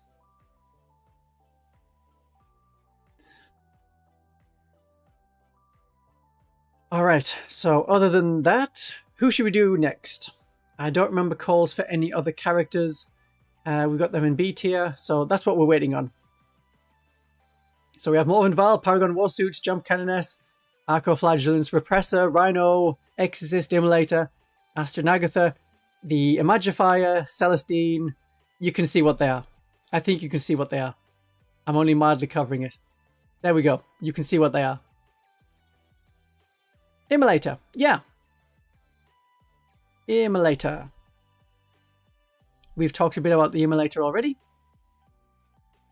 So, the Immolator's main job, and I want you to do this whenever you use an Immolator, you split a unit. That is their main purpose, okay? So then you get 2 units out of 1 unit. If you're not doing that, I recommend having a Rhino instead. If you just want to transport for 5 models, have a Rhino. Yes, it's a Rhino with big gun, but firing decks exist. On the Rhino, not on the Immolator. It's great for getting 2 combat units of Dominions. The Dominions with a Simulacrum, they stay onto an objective. They generate Miracle Dice potentially with their Simulacrum.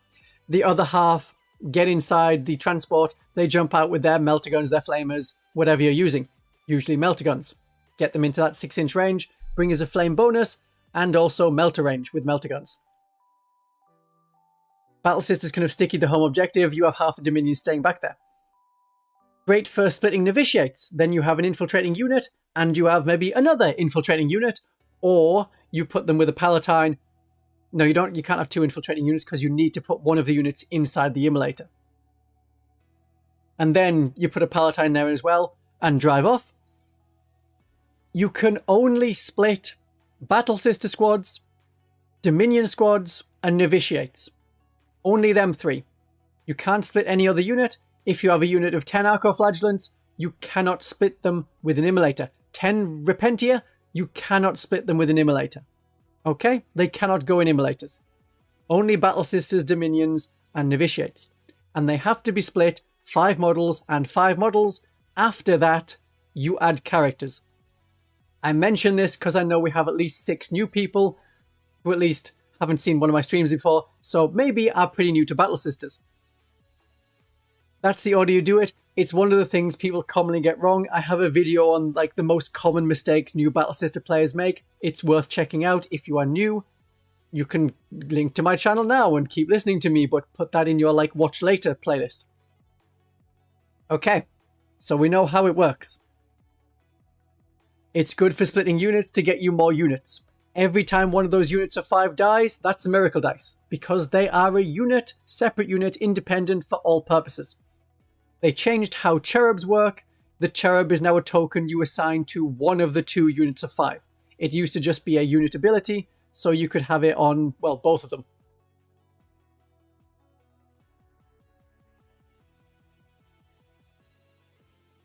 Okay. So yeah, it's a squad of 10 that you split into 2 units of 5.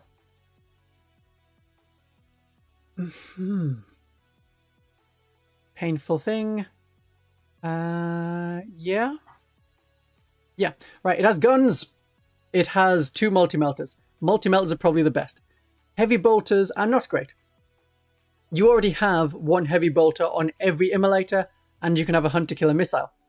If you hit the enemy with any of your weapons, which can be the auto-hitting Immolation Flamers, that enemy unit loses the benefit of cover for the rest of the turn. Good. Good stuff. So you can fire the heavy bolter at one enemy. You're likely to get 2 hits. Remember, that's the odds. It's not a guaranteed odds, but that's your likely odds. Then you can have the multi-melter turret actually try and do some anti-tank stuff because it has twin linked. So it's not wounding enemy tanks on a 5, it's wounding enemy tanks on a 5 with a reroll. Immolation Flamers are also decent. You can annoy light vehicles. Oh yeah, you're winning on a 5, you're winning on a 4 maybe. Killer cans, are they toughness 6? I think they are. So you're winning them on a 4 with rerolls. AP -1, 1 damage. You can burn some cans. I think you're better off using the multi-melters if you want to actually fight some vehicles. Because the multi-melters would be winning on 3s with rerolls. No save for the killer cans except for their 6+ can save. They all have that for like a ramshackle thing. And then with your d6 damage in a melter, you're more likely to kill 1 or 2 of them. It's just a shame if you miss the initial shots. Immolation Flamers can do alright. It's a heavy flamer. Well, it's 2 heavy flamers, because it's 2d6 shots. It's like 2 of our heavy flamers, but they're not twin linked. Oh, the Immolation Flamers are not twin linked. Okay, yeah, that's weird. That's weird. Immolation Flamers are like 2 heavy flamers. The multi-melter's like 1 multi-melter that's got twin linked. Heavy bolters are like 1 heavy bolter that has twin linked. We already have a heavy bolter. Please put multi-melters on your Immolators. Other weapons are alright, but multi-melters are going to be best. And these Immolation Flamers are extra long range. They're 18-inch range. That's decent for Overwatch. People forget that in 9th edition, Overwatch was 12 inches. In 10th edition, Overwatch is 24 inches. Oh yeah, Nurgle Marines. Basic Nurgle Marines are now toughness 6. That's nasty. Yeah.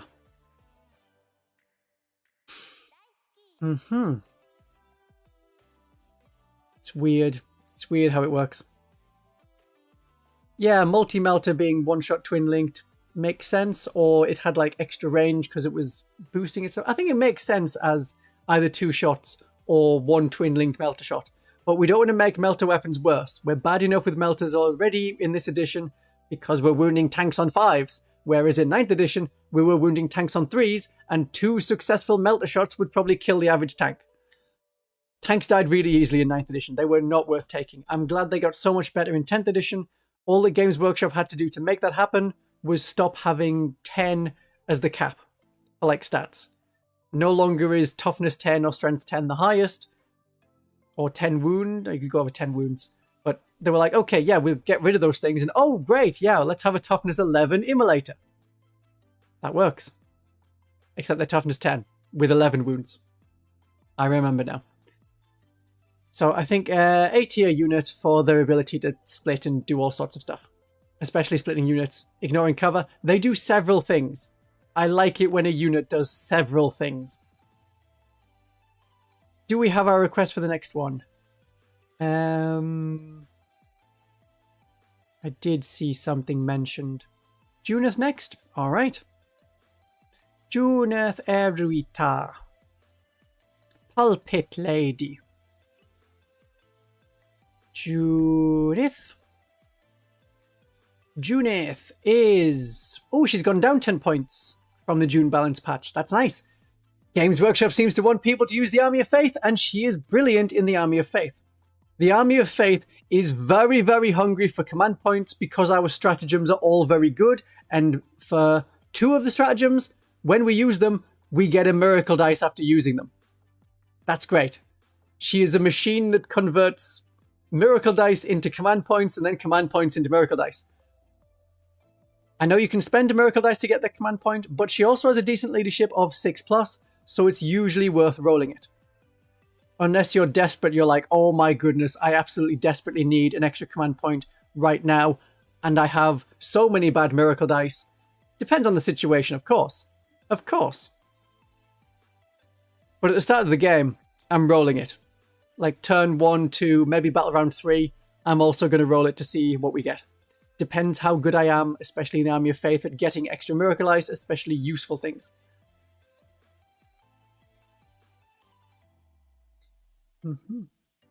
Should you get Junith on top of a building for plunging fire? She is not infantry. She is mounted. She used to be infantry. I think she was infantry in the index, but that was it.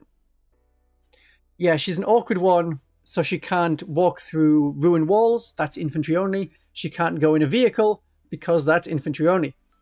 You can have Junith by herself. That works okay. She's toughness 5. She has a decent number of wounds. About 8 wounds. 8 wounds now. And a 4+ invulnerable save, 2+ save. That is fine for a character alone. That can work. 80 points is a bit expensive for one character alone, but if you want to hold the home objective and you don't have Immolators to split other units, then you use Junith. She can be by herself. But then she won't get one of her cool abilities, which is enemies are -1 to hit, which is why I especially like her in the Army of Faith, because then I have the extra... what's the stratagem called? Blinding Radiance.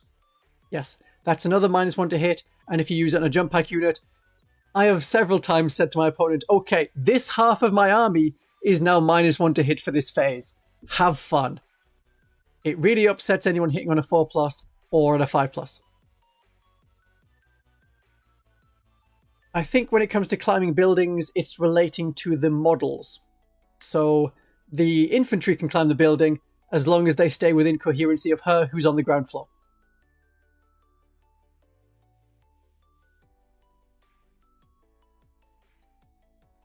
I can't remember how it works for other things climbing ruins. I could look at the core rules quickly. Terrain. Battlefield debris, ruins, the contentious stuff all about the ruins. No, infantry, beasts and flying models can be set up or end a move on any level. Other units have to be on the ground floor. Yeah, so other models have to be on the bottom. Which was a weird thing. You can't get plunging fire on anything except ruins. The way it's written. Is she not flying? That's another thing. Oh wait, she does have fly, doesn't she? She must have fly. Yeah, she can fly, so she can go up to the top. Okay. Well, that was a roundabout way to figure out whether she can go on top of a building or not. But she can't go inside a vehicle. What can she do that's not alone? Yeah, -1 to hit. That's really good. Okay in combat, about the same as a regular Canoness. You can't have any enhancements on her because she's an epic hero. The heavy flame is nice.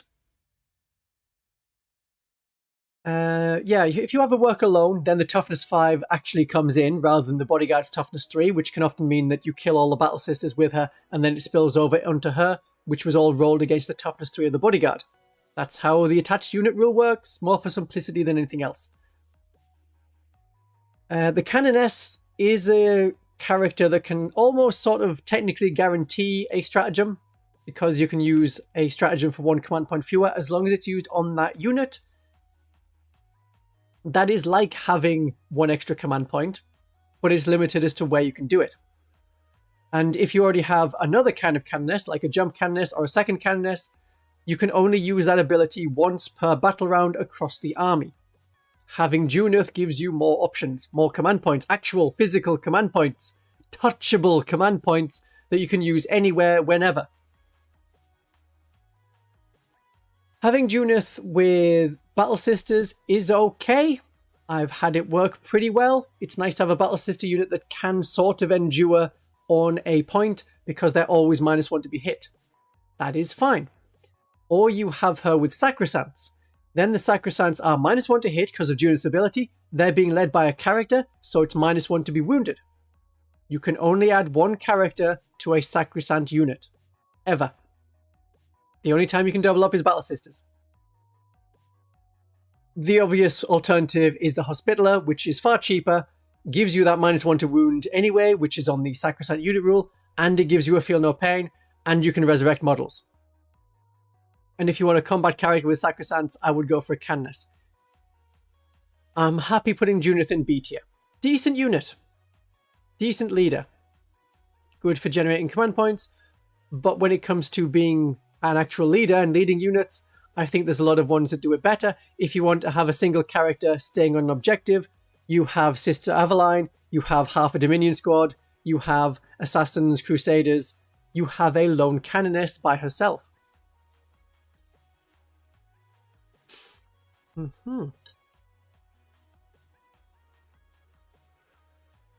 I wouldn't say the current meta is lots of ignore modifiers. Some units can ignore modifiers. It's rare. I think it's rare to have like it in every faction. It's some units and some conditions. Terminators. It's not regular Terminators anymore. It's some Terminators. If you have like the Oath of Moment target, then they ignore modifiers. It was something like that.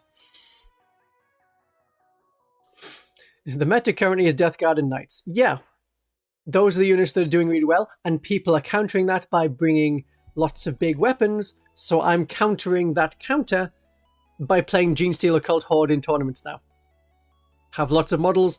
The enemies are like, I brought melter guns and las cannons. I'm like, oh good, you might kill 3 neophytes and I'll bring them back. We can do Repentia next. Repentia. Ah, it's very warm. Can't get cold enough. There's no internal air conditioning and things. It's being made available to more and more households, but people only really care about it for like a week in July and a week in August. Right, the Repentia. They're probably going to be in C tier. Because the whole thing about Repentia is they work really well in the Penitent Host, and not many other places, but they do work in other places. They have had a points drop, which actually has now come through on the app after what happened was Games Workshop was like, ah yes, we've reduced the Repentia by 10, and then they did not change the points of Repentia. They remained exactly the same as before. But they're now 75 points for 5 and 160 points for 10. That's alright. It's okay. But it's very expensive compared to basic Marines of other armies at the same cost for 1 wound and a 6+ save. They do get the most in the Penitent Host. Then you've got +3 inches movement. You've got Fight on Death. Very important for the Repentia. But you also have that in Hallowed Martyrs. Champions of Faith is also a decent option. You can get +1 movement just by making them righteous. Now their movement is 8. And then you can give them sustained hits. No, they already have that. Or lethal hits. What are the stratagems you got? You got to the Heart of Heresy. That's bonus strength and AP. Let's switch to the right detachment. Penitent Host. No. Champions of Faith. To the Heart of Heresy is +1 strength and +1 AP if righteous. So you're strength 7. You're fighting Death Guard, you say. Well, you're re-rolling your wound rolls because your superior is alive and you're now wounding on a 3 at AP -3. Every failed save of a 6+ is a dead Death Guard Marine. And you have sustained hits 1. That's good in the Champions of Faith. So they do have decent use outside of the Penitent Host. Obviously, they're geared towards use in the Penitent Host because they can use all 6 of the enhancements, stratagems.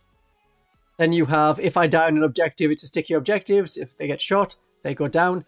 You have fall back and charge if you survived a combat. You have advance and charge for a stratagem. You have a 4+ feel no pain instead of a 5+1. You have the surge move, Devout Fanaticism. That lets you go d6 inches into an enemy unit, potentially. And you have Passion of the Penitent, which gives you your sustained hits on a 5+. And if you have a Canoness, Palatine with them, then you'll also get lethal hits on a 5+. It's messy. They're really good.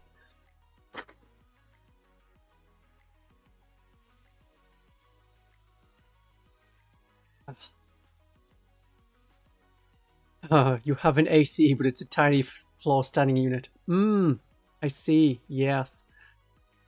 I could have a tiny desk fan, but it would be picked up by the microphone, which I don't like. Thinking of running one squad with the Rhino and the Army of Faith. Then you can give them Lance. Yeah, that is +1 to wound. That's nice. They won't die in a Rhino. It's not their best detachment. It's a workable detachment. They work pretty well in boarding actions, but then you're limited because there's 2 detachments in boarding actions. You have the Pious Protectors, and then you have the Penitents. And in the Penitents, you can have the Repentia, and then you also got like Arco-flagellants and stuff. Yeah. So we have a points reduction. I'm not sure about this.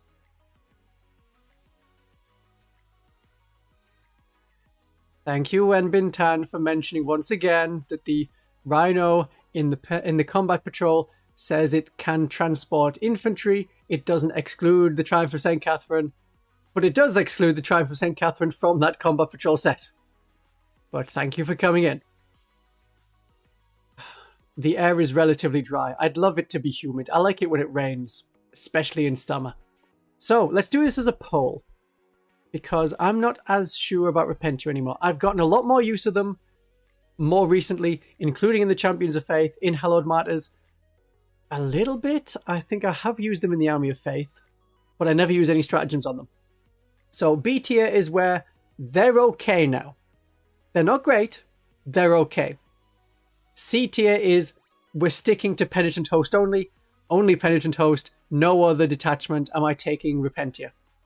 Or if I take Repentia, I don't expect them to do anything outside of the Penitent Host.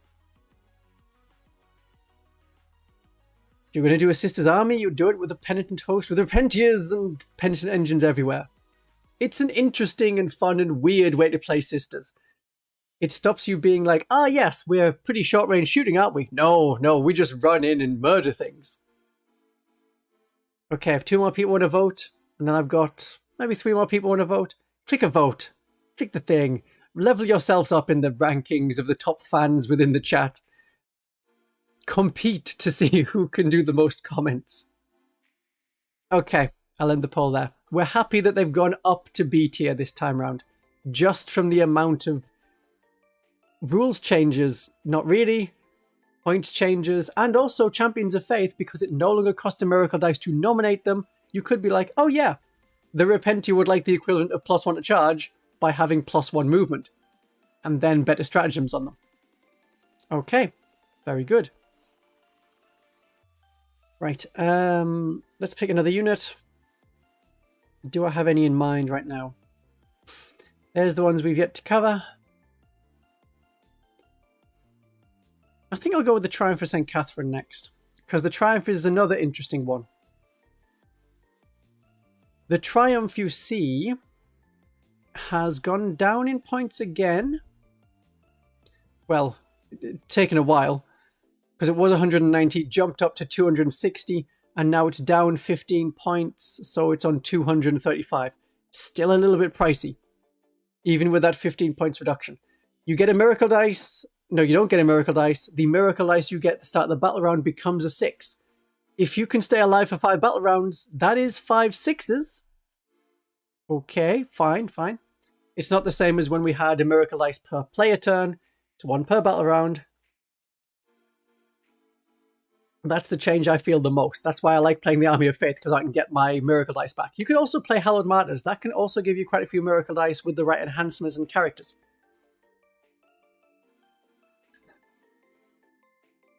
Right, so it changes the dice roll rather than giving you a dice roll. I used to say the Triumph of St. Catherine is amazing, which it was at 190 points. Then I'd say it is necessary in the Penitent Host, because you can put units nearby, move them, and then zoom off them. Because the Triumph of St. Catherine's... what's the name of the order? Because it's the... Our Martyred Lady before it was called Our Martyred Lady. The Fiery Heart. The Fiery Heart. Yes. If you're within 6 inches of the Triumph and you activate the Fiery Heart's aura, units get +2 movement and +1 to advance and charge. And it's as soon as you're within. So you could move up the Triumph and then you're in range and then you get the bonus movement. You could have the Triumph further up ahead. The Triumph gets its own bonus as well. So as soon as you activate the Fiery Heart, which I think you should every time, you are moving 8 inches +1 to advance and charge. That can be a very speedy Triumph. You could have it by itself and you can charge enemy infiltrators. People are not expecting that. With 18 attacks, hitting on a 2+, strength 5 AP -2, 1 damage only. It's nice. It's nice. It's nice.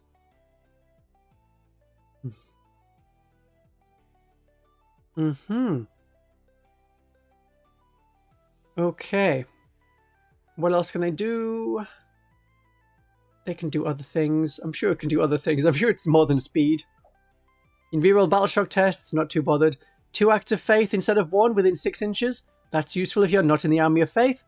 So again, like the Penitent Host, and you want, say, your Exorcist to fire more shots and make sure that they hit, or change the damage on the Exorcist missiles to 6s after they go through, which is the best thing to do with it. Then you can do it on 2 of them.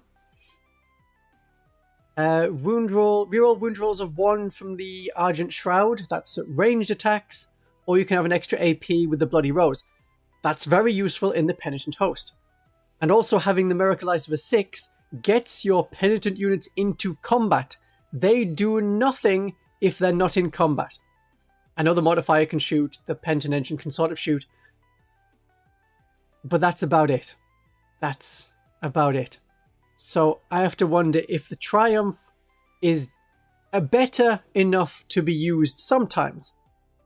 I mean, I dropped it even when playing the Penitent Host and haven't really felt the loss because I've had other units instead. It is an okay unit. So much like the Repentia, we have to ask if this is a B tier or a C tier unit. So Triumph, B tier or C tier. I will let you answer. Okay. I'm just catching up with chat. Would I take Immolators just for their guns? You will have to have a unit inside because it's dedicated transport, but I wouldn't take it just for the guns. It's 115 points. Isn't it Immolator? 150? That sounds right. Yeah, 115 points for just an Immolator. At that point, you can have 4 Retributors and have 4 multi-melters instead of 1 twin-linked multi-melter. So if you want it just for the guns, then you would actually have the Retributors instead. Triumph should be 200 points. I would definitely say 220. About that. About that. Yeah. Split battle sister squads, then you get a twin-linked multi-melter anyway. Well, you get a multi-melter. Okay, looks like we decided pretty convincingly they're C tier. Very good. Very good. Thank you for clicking the poll. We will put the Triumph in C tier. We only consider it in the Penitent Host. I can live with that very happily. Right, throw out some other units. We've done the Immolator already. Celestine? Yeah, we can do the Celestine. Could you split a Battle Sister unit through several Immolators, or just one of them? Just the one. You can only split a unit once. Right, Celestine, the Living Saint. There she is, with her ladies. Celestine hasn't had any changes. Celestine's main problem is a younger, more attractive lady turned up, which is the Canoness with jump pack. As soon as we had the Codex, we now have another unit that might want to be taken instead. Celestine doesn't give her unit more damage. It's the slow resurrection, which generally requires having a unit of 10. A unit of 5 Seraphim or Zephyrim dies really quickly. Remember that all of our sisters have 1 wound and a 3+ save, and that's it. So she often loses out to the Canoness with jump pack now that they exist. And of course are cheaper. Certainly with the Seraphim and the Hand Flamer. But I don't think you need a character with the Seraphim. Except in Army of Faith. Then you can have like, aha, well my jump Canoness with 10 sisters says my entire army is -1 to hit. Putting Celestine with the Zephyrim is good. Or you can have a Canoness, or you can have a Canoness. Because the Zephyrim rule has changed so that you get lethal hits and or sustained hits on all weapons. It's not limited to power weapons. So the Halberd is much more attractive for the Canoness with the jump pack. It's no longer affecting just the Gemini of the attendants of Celestine. Celestine's Ardent Blade can have sustained hits. And sustained hits on a weapon that has devastating wounds, very nice. I am very sure that Celestine has devastating wounds. Yes, the Ardent Blade is devastating wounds, 2 damage each. Averaging maybe 1 more a hit. Which is also a lethal hit, which successfully wounds anyway, but you can't make that a devastating wound because you don't roll the wound roll. But it's still a wound that's going through at AP -3, and it's 2 damage. You can do shenanigans with the wounds. So if she's like not going to go with the Zephyrim because you want to jump pack Canoness, you can have her by herself. Then she is not an attached unit. You don't use any of the attached unit rules or the leader rules when it comes to assigning damage. That is only for attached units. She cannot be affected by precision if she's not in a unit. So you'd be like, aha, I have my super mega laser cannon that has precision because of some quirk of a Crusade game, like the Grand Narrative event that I'm just reading about again in the White Dwarf, that had a knight that had the precision cannon. Like, oh wow, that's fair. You can one-shot any character with your super amazing gun. So even if that happened, Celestine cannot be targeted with precision if it's just her and her 2 ladies, because they are not the bodyguard, they are not an attached unit. This means that the wounds can be assigned to Celestine first, and any wounds that are assigned to Celestine also have a 4+ feel no pain as long as the Gemini are alive. So great. We'll start assigning wounds to Celestine. And as soon as Celestine dies the first time, on a 2+ she comes back with the 2 Gemini, as in rejoining the unit. Then you can have the Gemini die after that. They also have a 2+ save and a 4+ invulnerable save. So it's like, las cannon shots, we'll take it on the Gemini. A bunch of AP -3 1 damage hits, we'll take it on Celestine. So I would run Celestine with 10 Zephyrim. Yeah, that's probably it. Oh yeah, in lore we're talking they're the top tier. What else we got? Yeah, we've got sustained hits. Zephyr's probably the unit I'd put them with. Otherwise, with Seraphim, you're a shooting unit, and you're moving around using the Argent Blades shooting attack. Strength 6, AP -2, damage 1. That's not great. You can move, shoot, move again. Having Celestine there doesn't stop the Seraphim's ability from working. But I think you're better off being a combat unit. Or being a really big annoyance, just having her by herself. So she's rather good when taken alone. So, that in mind, and especially with the jump Canoness, which I'm going to do next for comparison, do we want to have Celestine as an A tier or as a B tier? She's a good character to have, but A tier would be, yeah, she's great by herself, she's great generally, with Zephyrim as well, or B tier would be, she's good, but a jump pack Canoness is going to do a lot of what she does, but better, and better can mean cheaper. I know you get 2 other sisters with Celestine, but Celestine's 160 points. The jump Canoness is 75.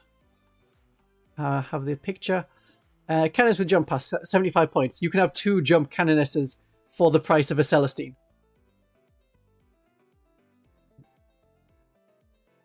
Okay. Okay, looks like we're going for B tier. That's reasonable. That's very reasonable. B tier she is. And we haven't got Greyfax here today, so her girlfriend will not be upset.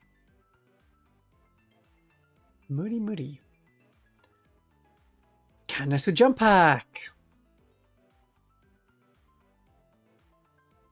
Canoness with the jump pack. Canoness with the jump pack.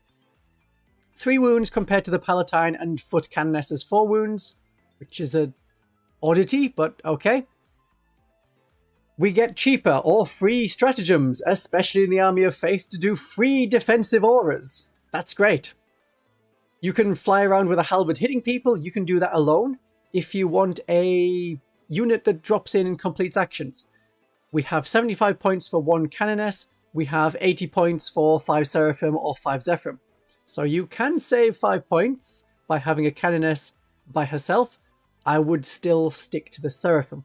It's much harder to screen out one model, and I think she's on... Pretty sure she's sold with a 32mm base. That feels right. Yeah, she's sold on a 32mm base. I don't know what the base standard guide says. That got updated for some units, but we still have Voidsman on a 32mm base all the same. The Swooping Hawks are now actually on the base that they're sold with. Who's to say what's right or wrong? I'm sure that everyone rebased and then rebased back. That's definitely something that happened, isn't it?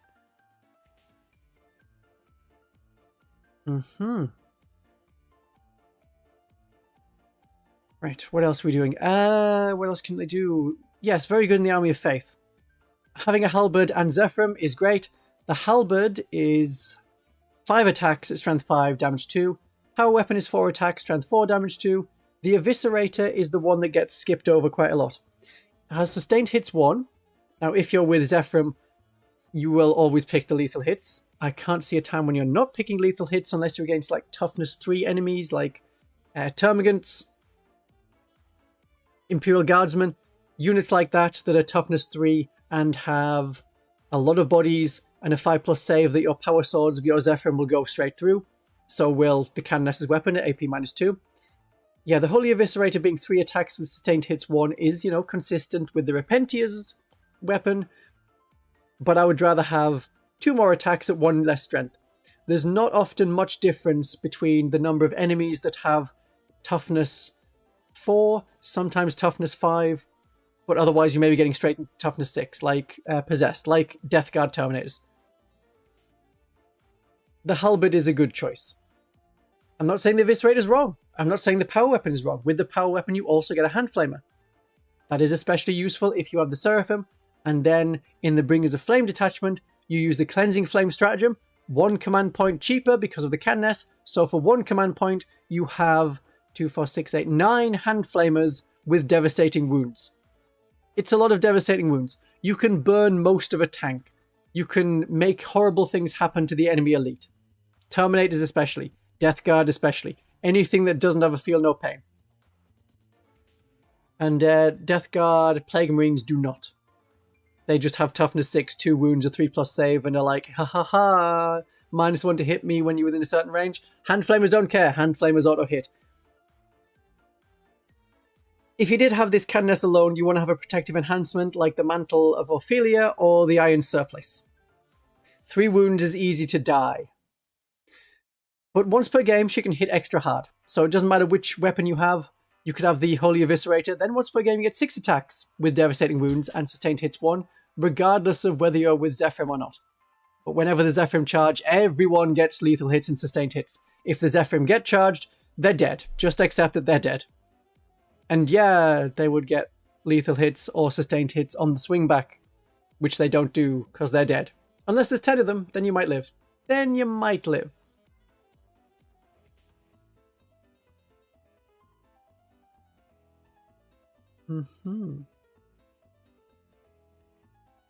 Okay, good. I think... Oh yes, one other thing I should mention. Yeah, they're fine with a small bodyguard of Zephyrim or a big unit of Zephyrim. They can also have the Penitent Host enhancement that lets them join Repentia, so you can charge much easier with Repentia.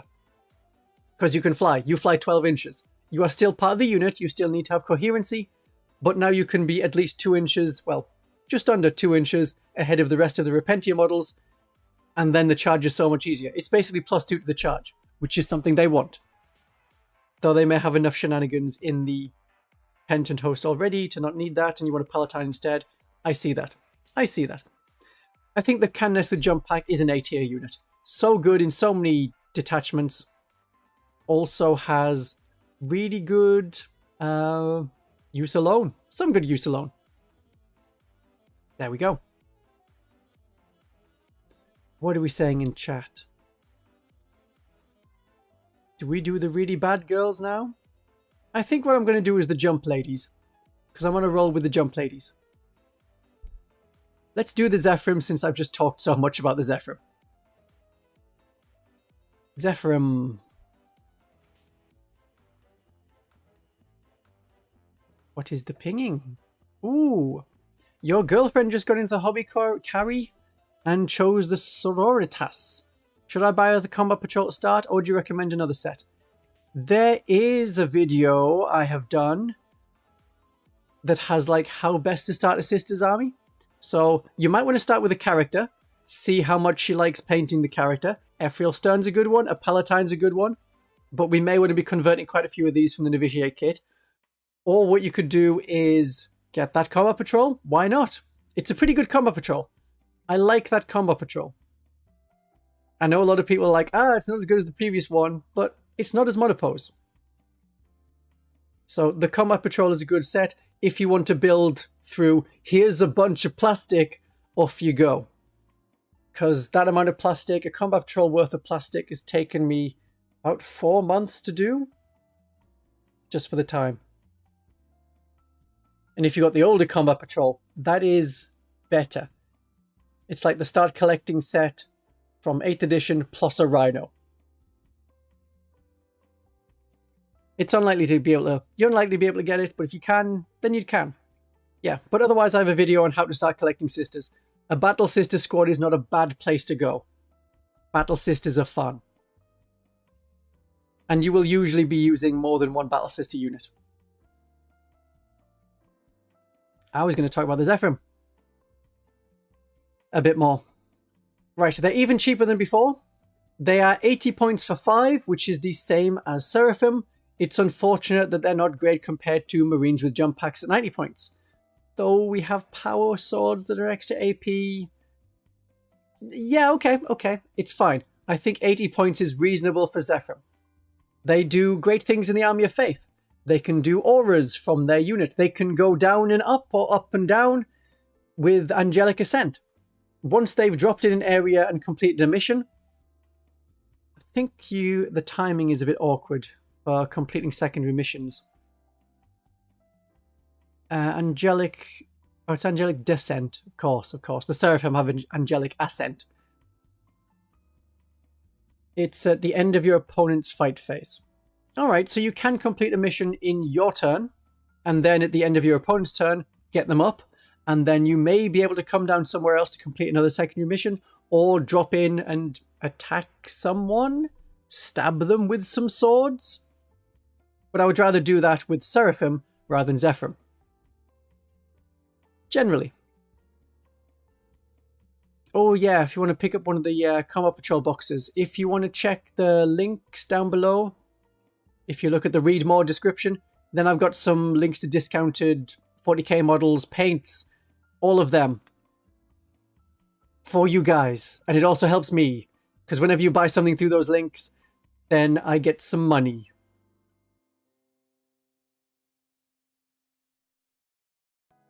Yeah, the Paragon Warsuits are one of the least fun units to build.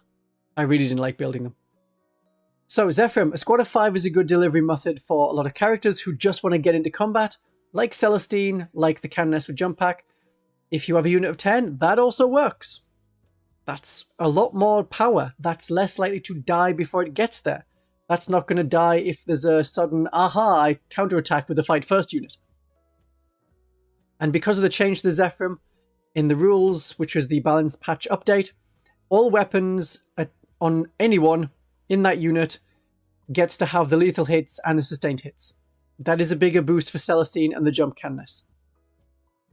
I had the Zephyrim as B tier last time, but with another points drop, are they something other than not great Seraphim? Zephyrim. Still awkward to say Zephyrim. I think they're either A or B tier.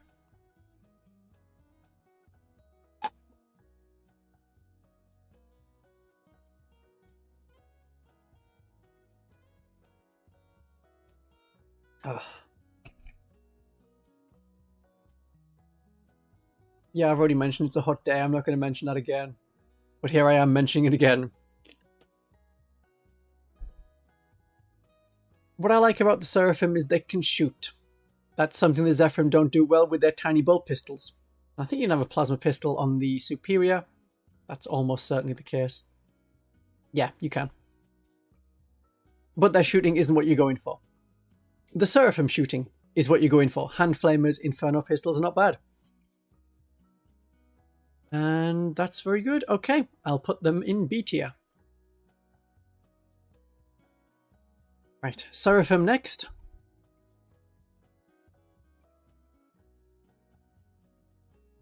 So we have Bringers of Flame. They are exceptional in Bringers of Flame. Bringers of Flame is all about the transports. Oh no, actually, it's about the Seraphim.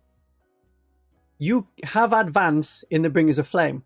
So you move 12 inches, you move another d6 as you advance. Then you shoot, then with Angelic Ascent, you move another 6 inches. You can go up to 24 inches with your unit. If you need to cross the battlefield, you can. If you need to get in range for Inferno pistols, you can. And you don't necessarily need to do the Devastating Wound stratagem so that you have like, oh yeah, here's Devastating Wounds on my hand flamers. They can just move really quickly. Move after shooting is always very nice because it means you can pop out, you can shoot the enemy, and then duck back into cover. 5 Seraphim die quickly because they're battle sisters. They're toughness 3 and 1 wound. So you can do hit and run attacks. They are the original hit and run unit. In older 40k, they had the hit and run rule where they can leave combat, which was a rarity at the time. Other units could not do that. I also remember older 40k, initiative was a thing. So who fought first depended on the initiative of the units involved. Like Space Marines were initiative 4, Eldar were initiative 5, Orcs initiative 2, Battle Sisters were initiative 3. So the Repentia had to have fight on death, otherwise they were pointless. You would charge a unit of 10 against a Bloodthirster, yeah, it would kill 6 of them, and then you would get to still fight with those Repentia. There were various ways of doing it through the editions, but initiative, wow, that's super cool. Everyone had fewer attacks as well. So it was fine for Orcs. If 10 Orcs charged 4 Space Marines, equivalent points, basically the equivalent points, very similar points, maybe 5 Space Marines for 10 Orcs. The Space Marines had 1 attack each, hitting on a 3, wounding on a 4. Oh no, weapon skill 4? Yeah, wounding on a 4, hitting on a 4, wounding on a 4. You're killing like 3 Orcs, and then the other 7 Orcs would attack, and they have 3 attacks each and could kill the Space Marines. Usually, because Space Marines had a 3+ save and 1 wound, like the Battle Sisters do now. There was not a lot of difference between Space Marines and Battle Sisters back in the day. In fact, in 2nd edition, the Battle Sisters had a 3+ save and something else, like 2 wounds? Did they have 2 wounds? Better leadership? Some of them had more wounds. No, that's it, they were toughness 4. That was the difference. In 2nd edition, the Battle Sisters were toughness 4 because of the power armor, you see. Okay, Seraphim. Seraphim are lovely ladies. Seraphim can deep strike, and they are the ones that do almost all of my secondary missions outside of my deployment zone. Yeah, they were 8 points, yeah. Okay, yeah, initiative is fun. What was I saying? Battle Sisters. Seraphim. Seraphim. Yes, I mentioned the Bringers of Flame. Mentioned moving really quickly. Deep Strike, they do my secondary missions in like every detachment. Every detachment. Penitent Host, I have the Seraphim drop in, do the secondary missions. Otherwise, you can have them move up the board and counterattack. That's what I do in the Bringers of Flame. When I've used the Bringers of Flame, it generally went out of fashion for me way before the nerfs. Everyone was using it, I wanted to get other stuff to work, and I fell in love with the Army of Faith. In the Army of Faith, I also have them move up the board, because a unit of 10 of them have that aura of everyone is -1 to hit, or other similar things, like Shield of Faith? That's a 5+, feel no pain against mortal wounds. May be useful. Light of the Emperor, which isn't quite ignore all modifiers. It's an awkwardly worded version that stops modifiers to weapon skill and ballistic skill. So if you're fighting an enemy that has a lot of stealth, like an all-Kroot army, well, now we shoot them with no problem.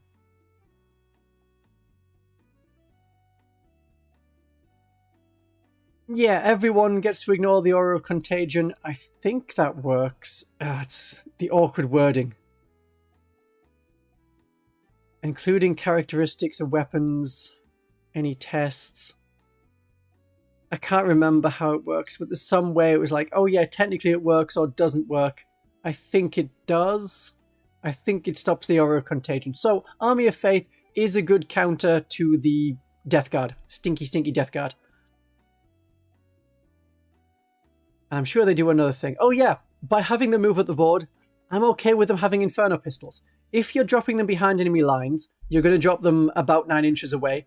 Your hand flamers will be in range. You can't get them closer to fire Inferno Pistols. And Inferno Pistols ideally want to be 3 inches away. The amount of times I've just thrown Inferno Pistols into a vehicle. Oh yeah, I'll just use a Miracle Dice of a 5 to auto-wound. It goes through their save. Then I have D3 plus 2 damage. That's nice.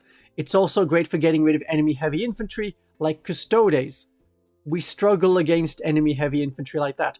But Custodes go down, heavy intercessors, Orc Meganobs, all of these really suffer to Inferno Pistols if you can get in range, if you have that speed. And they move 12 inches, so they should. Great for counterattacking. They got even cheaper. I think they got even cheaper after, if not the last balance patch, the one before that. Again, intended as a boost to the Army of Faith, but hey, cheaper Seraphim for all detachments all the time? Yes, they're an A-tier unit. Your choice, chat, on who we go for next. But I want to mention a thing, and I don't know how I have it prepared. No, I got rid of it. Okay, on my Ko-fi, which is linked in the description, I have a tier, which is the Inner Circle Advice, where you get me one-on-one helping you with your army. So it could be, I would like to start Battle Sisters but don't know where to start. Can you give me some very specific advice based on the things I have available to buy for me? And, you know, we can talk through it together. It costs money, but that's because my time is valuable. I'm not sorry. If you want help with a very specific opponent, like I'm having trouble with Tyranids at the moment, or I'm having trouble with the Death Guard, how can I win with the Sisters against that? So I can help you get started. You can give me what you think is a bad list of models that you have as your army, and I will make it work better for you than it should. That is a service I do. I've been doing quite a few of these this month. They're working rather well. People are satisfied. People are now going to tournaments and getting decent results. Like better than they were before. I'm not saying £20 guarantees you a better tournament result, but it helps. Okay, we've already done the Sanctifiers. So, let's do the Magifier. Yeah, we can do the Magifier.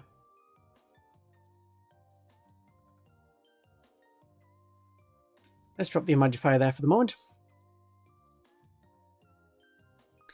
Magifier. I assume that someone who is watching this on the VOD could very nicely put the timestamps of all the things that are happening so that I can then just copy that straight into the video so that we have the timestamps at the bottom of the screen. It's really appreciated when people do that. And I don't think there's anything to cut out of this video, so we're good. Okay, the Imagifier. They have the aura that lets them farm better miracle dice from dead units. It's re-rolling the miracle dice, so it could be worse. You could re-roll a 2 into a 1, but you weren't going to use a 2 anyway. Yeah, you can use it on models that have a 2+ save, like Celestine, like Morvenval, but you were probably not going to use that 2. The Imagifier works pretty well in the Hallowed Martyrs with the Saintly Example enhancement, but any character works with the Saintly Example enhancement. Their thing is giving your unit a 2+ save and a 4+ invulnerable save, so don't add them to Sacrosancts because they already have a 4+ save. You're just changing their armor save from 3+ to 2+. I would put it on a unit like Battle Sisters. That's a much tougher unit. And in the Bringers of Flame, you have the Armor of Contempt style stratagem called Shield of Aversion, -1 AP. So you have a 2+ save, you get hit by AP -1, you can use Shield of Aversion to stay on a 2+ save. That is very survivable for Battle Sisters. The Imagifier keeps losing out to the Hospitaller as a defensive unit. If you want to keep a defensive unit alive on an objective, you add a Hospitaller, because then you have a 5+ Feel No Pain, then you can resurrect models. That's what she does, and I think the Hospitaller is cheaper. Let me check the list. Hospitaller is 50 points, Imagifier right next to her, 65 points. So the Imagifier is going to be a B tier unit. Has use, has some clever uses, but is a B tier unit. Okay, I need to... Chat is not loading for me right now. Let's come back. I know you're there. I click that. Oh, good, I can see that. Yeah, there we go, there we go. You use your Imagifier on Retributors for added staying power. I think that's just spending more points to make a bad unit a little bit less bad. But it's an option. And I think that's a legal combination. Because in the index there were so few units you could actually attach them to. Yes, you can have them on Retributors. You can also have them on Crusaders, but you don't need that because they already have a 4+ invulnerable save. Battle Sisters are where I'd put the Imagifier. Retributors are making the unit even more expensive for something that's going to be like a one-shot attempt. Dominions, that works. That works.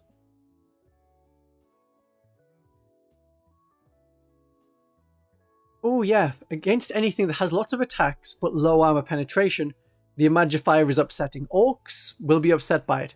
Tyranids with Hormigants, they will be upset by it. Yeah. Okay, so have we done the Hospitaller already? Is she on the board? I think she is. We did her first. Yeah, we did her first. Okay, that was the obvious comparison out of the way. Next unit. So we have many choices. We have Morvenval, Paragon Warsuits, Arco-flagellants, Repressor, Rhino, Exorcist, Astronagatha, the Sacrosancts, the 2 kinds of Penitent engines, our 2 little chaps that run around doing actions, the Dogmata, the Dialogus, the Canoness, and the Preacher. Duval. Ah, the Drop Cathedral would be its own tier. Well, see, the Drop Cathedral is there and not dropping it. Just give it Deep Strike, Games Workshop. Please just give that Deep Strike. This thing over here in the D tier.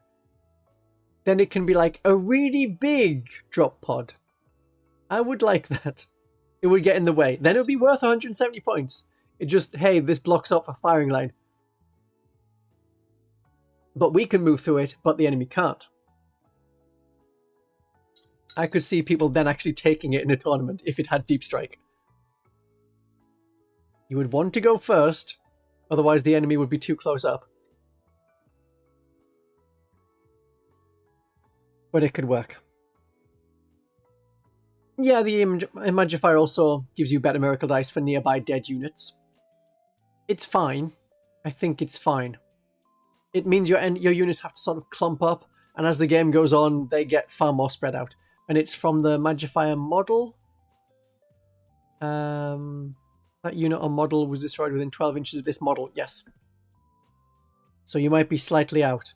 which can always be awkward. I think I've got like 2 better miracle dice at any time. We're lagging again, aren't we? Reconnection successful. Okay. Okay, we seem to be coming back.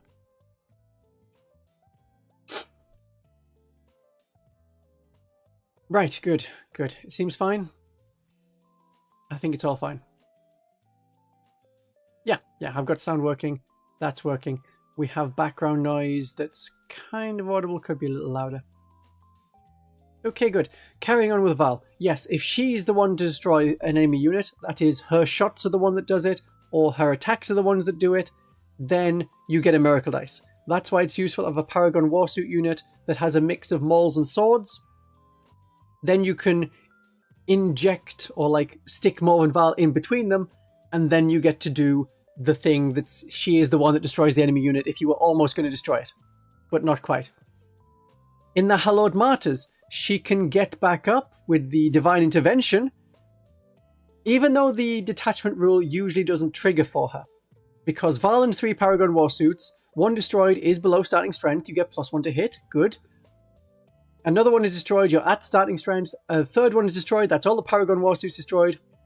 Val splits and becomes her own unit at starting strength, her wounds. So she would have to be below...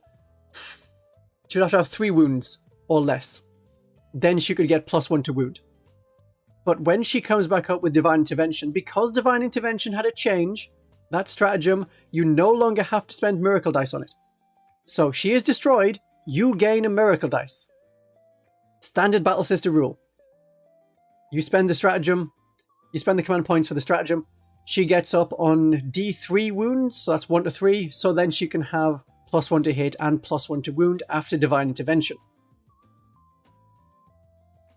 Aside from that, she gives the Paragon Warsuits immense damage. In the Champions of Faith, the Paragon Warsuits are a key unit. You make them righteous, they get improved weapon skill and ballistic skill. They're hitting on a 2+ with like all of the things. I think it's all of the things. Let's see if everything... Paragon Warsuits... Yeah, it's all 3+. So it goes to all 2+. Just by making them righteous. Don't have to spend any stratagems on them. That alone, and then that alone makes them hitting on 2s, and then Val is full rerolls to hit and full rerolls to wound. Then, of course, in the Champions of Faith, we'll want to use Soften Out the Unfaithful to get sustained hits. We have high strength attacks on our multi-melters, on our Paragon grenade launchers, on our Paragon Warblades and War Maces. Sustained hits with full rerolls to hit can be a lot of 6s. And of course, you already have +1 to wound against monsters and vehicles with the Paragon Warsuit's Righteous Paragon's ability. It's a lot of nasty damage you can do. It's necessary. I think it's necessary for taking out enemy monsters and vehicles, which we otherwise struggle to do in this edition because of the relative toughness of tanks compared to the strength of our melter weapons. We don't have las cannons. The best we have is multi-melters, unless you're using allied units, like Canis Rex, who is really, really cheap for the model you get. So, Paragon Warsuits. Paragons. They are not as tough as you think. They're wounded on a 5+, like common strength 4 weapons, the same as Terminators. That's an inconvenience, of course. They're expensive Terminators, there's only 3 of them, but they're Terminators packing multi-melters and missiles. Only take them with Morv and Val is my advice, except in the Champions of Faith detachment, where you can have a second unit. That second unit will want to be righteous, maybe instead of Val's unit, because Val's unit's getting full rerolls to hit and wound anyway. It would be nice to have another unit hitting on a 2, and then you have movement 9 inches as well, because you get an extra movement, and you get a bonus leadership. So a second Paragon Warsuit unit in a Champions of Faith army of sufficient points. I wouldn't do that at 1,000 points. You're not going to have enough points to do other things like secondary missions and winning the game. You'll just have 2 smash units and your mission would become, I need to kill absolutely everything that's out there, and then I can try and complete missions in the last 1 or 2 turns. But your opponent's already been scoring time and time again. And if they realize they can't win just on fighting, they will prioritize completing secondary missions. That is what my sisters do when I face a tank army.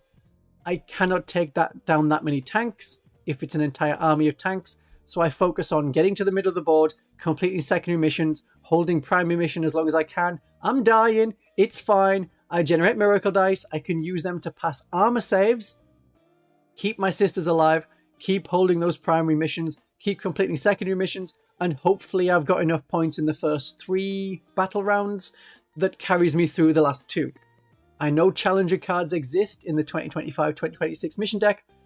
Even when I've lost and my opponent has got 3 challenger cards in the game, it hasn't been because of those challenger cards.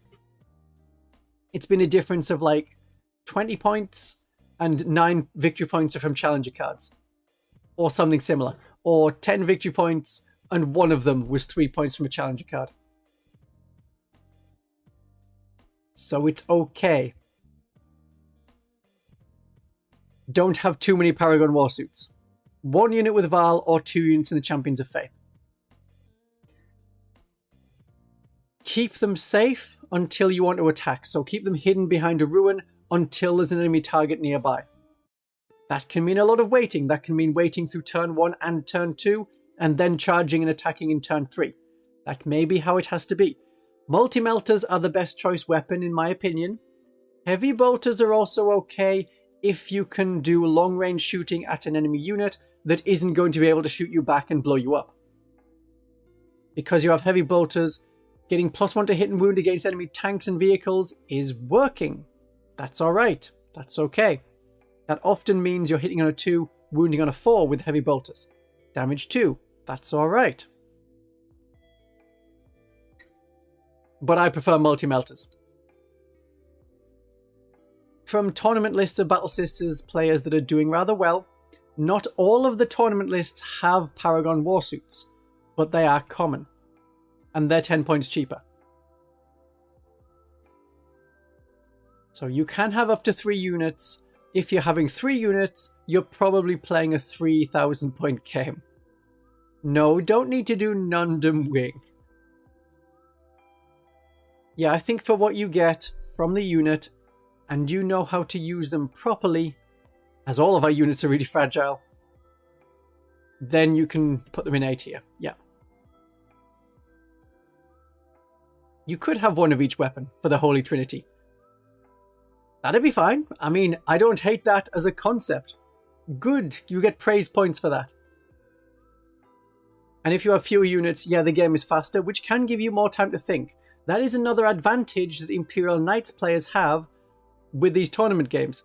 They have 8 units. No, wait, 8 models.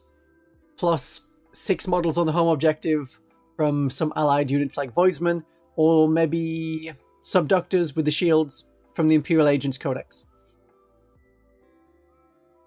They don't move though.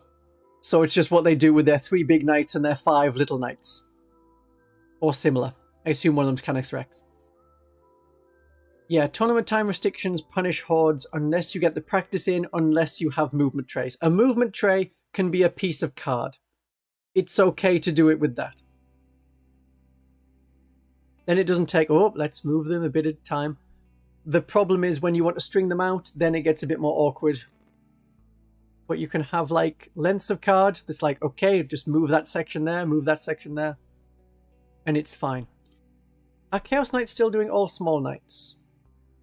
I'm okay if they are, because they're much easier to take out. And their toughness is not as high anymore. They're about toughness 8 now, aren't they? Chaos Knights. I'm sure the War Dogs went down in toughness and in save. It's like a War Dog Executioner. Oh no, toughness 10. 3+ save. It's more manageable. It's not toughness 9, so our melter guns are not quite wounding them on 4s. So we need that +1 to hit and wound. 12 wounds is much easier to take down. 12 wounds is like a Rhino's level of wounds.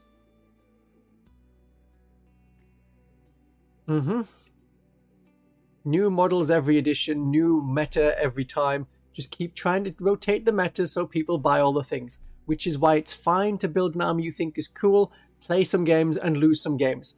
You're eventually going to lose games. It's accepted at tournaments.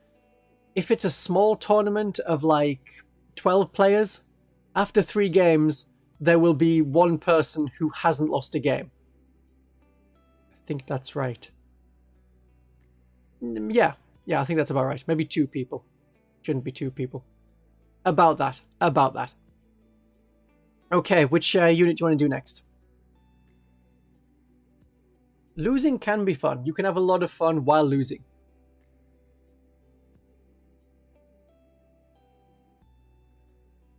Water.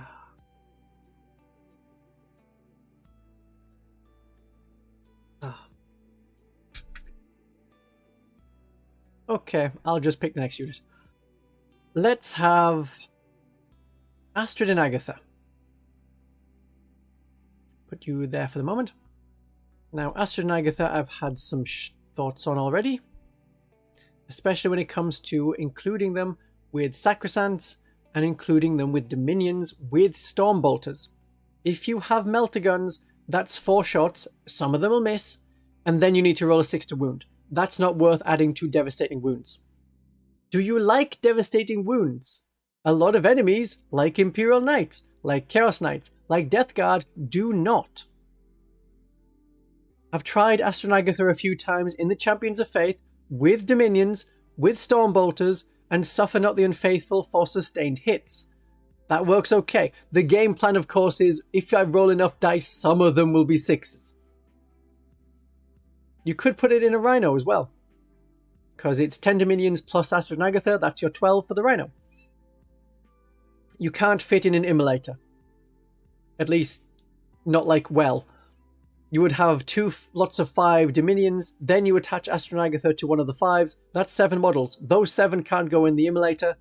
The other 5 would have to go in the Immolator, and then you have 7 models on foot. Not scouting. So you want a Rhino, or just move up the board a bit slower. A lot of shots. Damage 2. Or you have them with Celestian Sacrosancts. That triggers their unit ability, -1 to wound, as long as I have a character with the unit. Astrid and Agatha are both characters.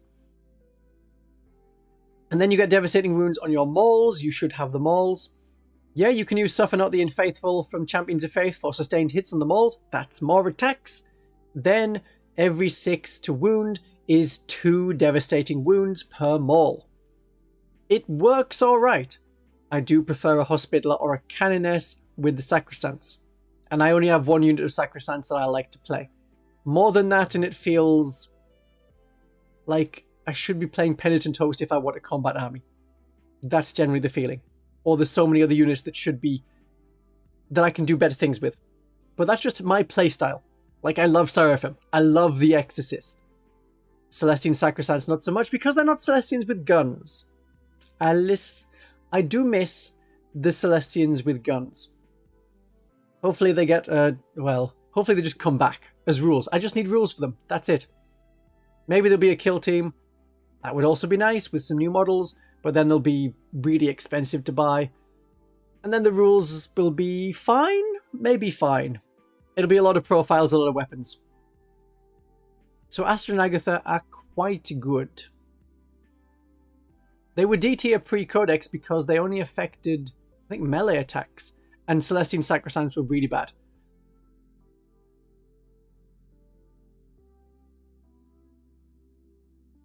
Oh yeah, and buying models. Battle Sisters are the most effective ones to buy. Otherwise, it's like, yeah, you buy them in squads of 5, and they're more expensive. If it's a box of 10, it's about the same price as a box of 5. So that's why Retributors are too expensive. That's why Sacrosancts are too expensive for the models.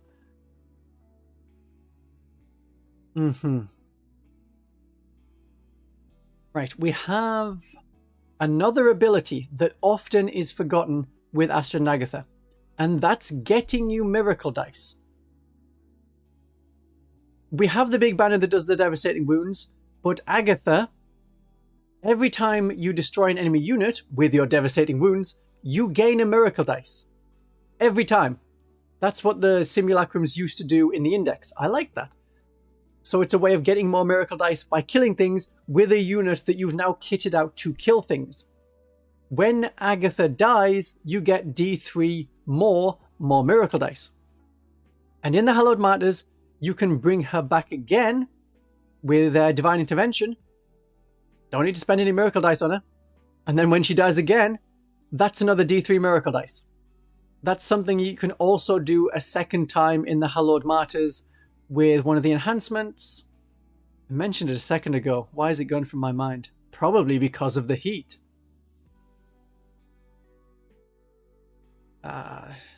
Give me a look at the enhancements. Chaplet of Sacrifice. No. Set the example. 10 points. When you die, you get D3 miracle dice.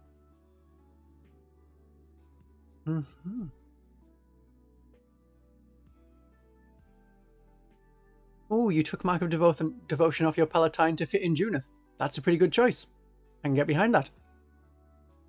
Got 30 Sacrosancts, 2 with moles, 1 with halberds led by a Palatine. I approve of that. Champions of Faith, okay. I mean, 30 Sacrosancts is a lot. You're going very combat heavy.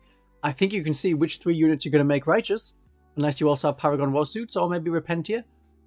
Battle Sisters can also hit on a 2+ if you make them righteous. That's not awful. And that's +1 to hit with your multi-melter that otherwise hits on a 4. Right, I think Esther and Agatha are good.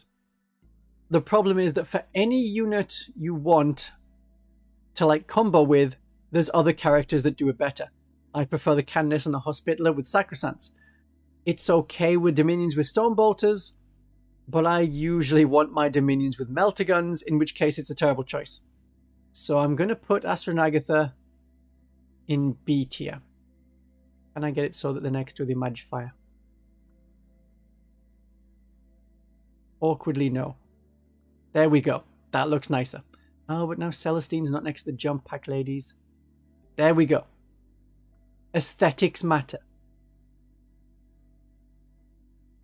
Okay, any preference for the next unit? We still have 3 tanks, 4 characters. We're talking enough about Celestian Sacrosancts. Let's do the Celestian Sacrosancts. Then we'll do the Exorcist. So, Celestian Sacrosancts. We've gone over a few of their things and how they work pretty well in the army of... No, in the Champions of Faith. They really need to make these names different. It's really annoying. The question, therefore, is, do we have Celestian Sacrosancts just in the Champions of Faith, in which case they are C tier, or do we have them in a lot of other detachments, like the Hallowed Martyrs? Then they'll be B tier, you may be able to argue A tier.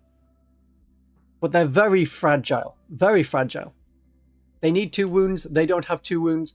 They're more expensive than so many other Battle Sister models for the same profile of a Battle Sister. If you're not able to split a unit, these are a cheap unit of 5 for actions, but you're going to have 3 Arco-flagellants instead, or 2 Crusaders, or 2 Death Cult Assassins. I generally think people overvalue them. You can have them with a Hospitaller, by all means. You're getting to 180 points for 10 sisters. Feels like a lot. So 1 led by a Hospitaller, maybe 1 led by a Palatine. If you've got the halberds, then you get the lethal hits and the sustained hits. I know people go on about the damage too. Not everyone is facing Space Marines all the time. And the halberds have a better strength and a better armor penetration. It's just a shame there's no stratagem or ability to up the damage. So the halberds are really nice. I've, of course, come to prefer the mauls because I do face Space Marines quite a few times. Or Chaos Space Marines. And we don't struggle against hordes. In the Champions of Faith, you have To the Heart of Heresy, which is a very nice stratagem, +1 strength, and of course you're making them righteous for +1 AP. That means your halberd is strength 6, AP -3. That's important to have that strength 6. That means you're wounding a lot more enemies on 3s. You're wounding toughness 3 enemies on 2s and going right through their save. The maces become strength 5. Now you're wounding Space Marine types on a 3+, and AP -2, so you're halving their save. They go from 3+ to 5+. And damage 2 gets through those saves. No, damage 2 gets through those number of wounds.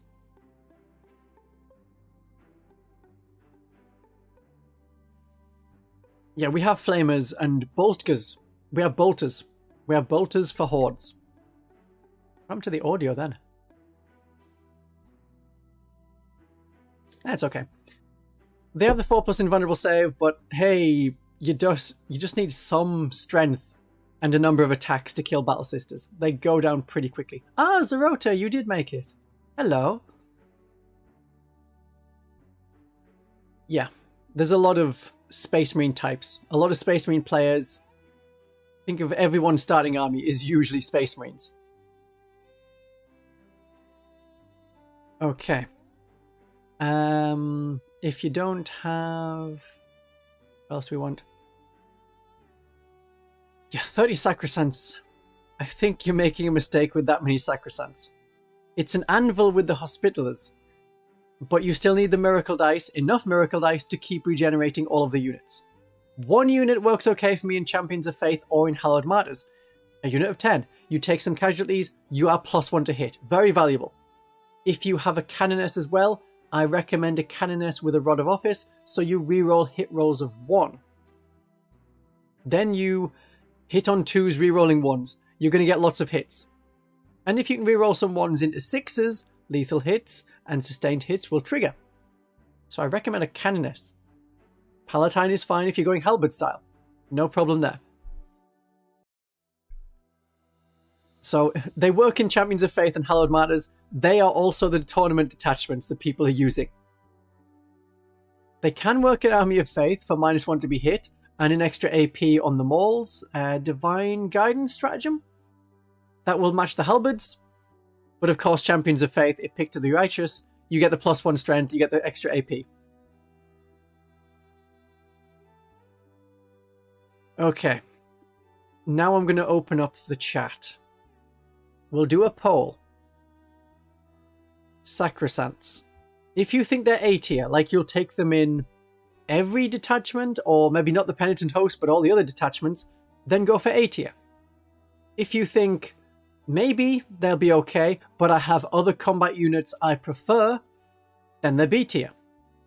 If you think this is a Champions of Faith only unit, I'm just going to have them in the Champions of Faith, then you want to click C tier. And we'll see what you all think.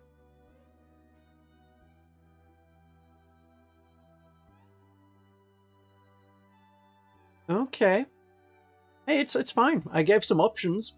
If I didn't want you to pick that option, then I shouldn't have put it out there.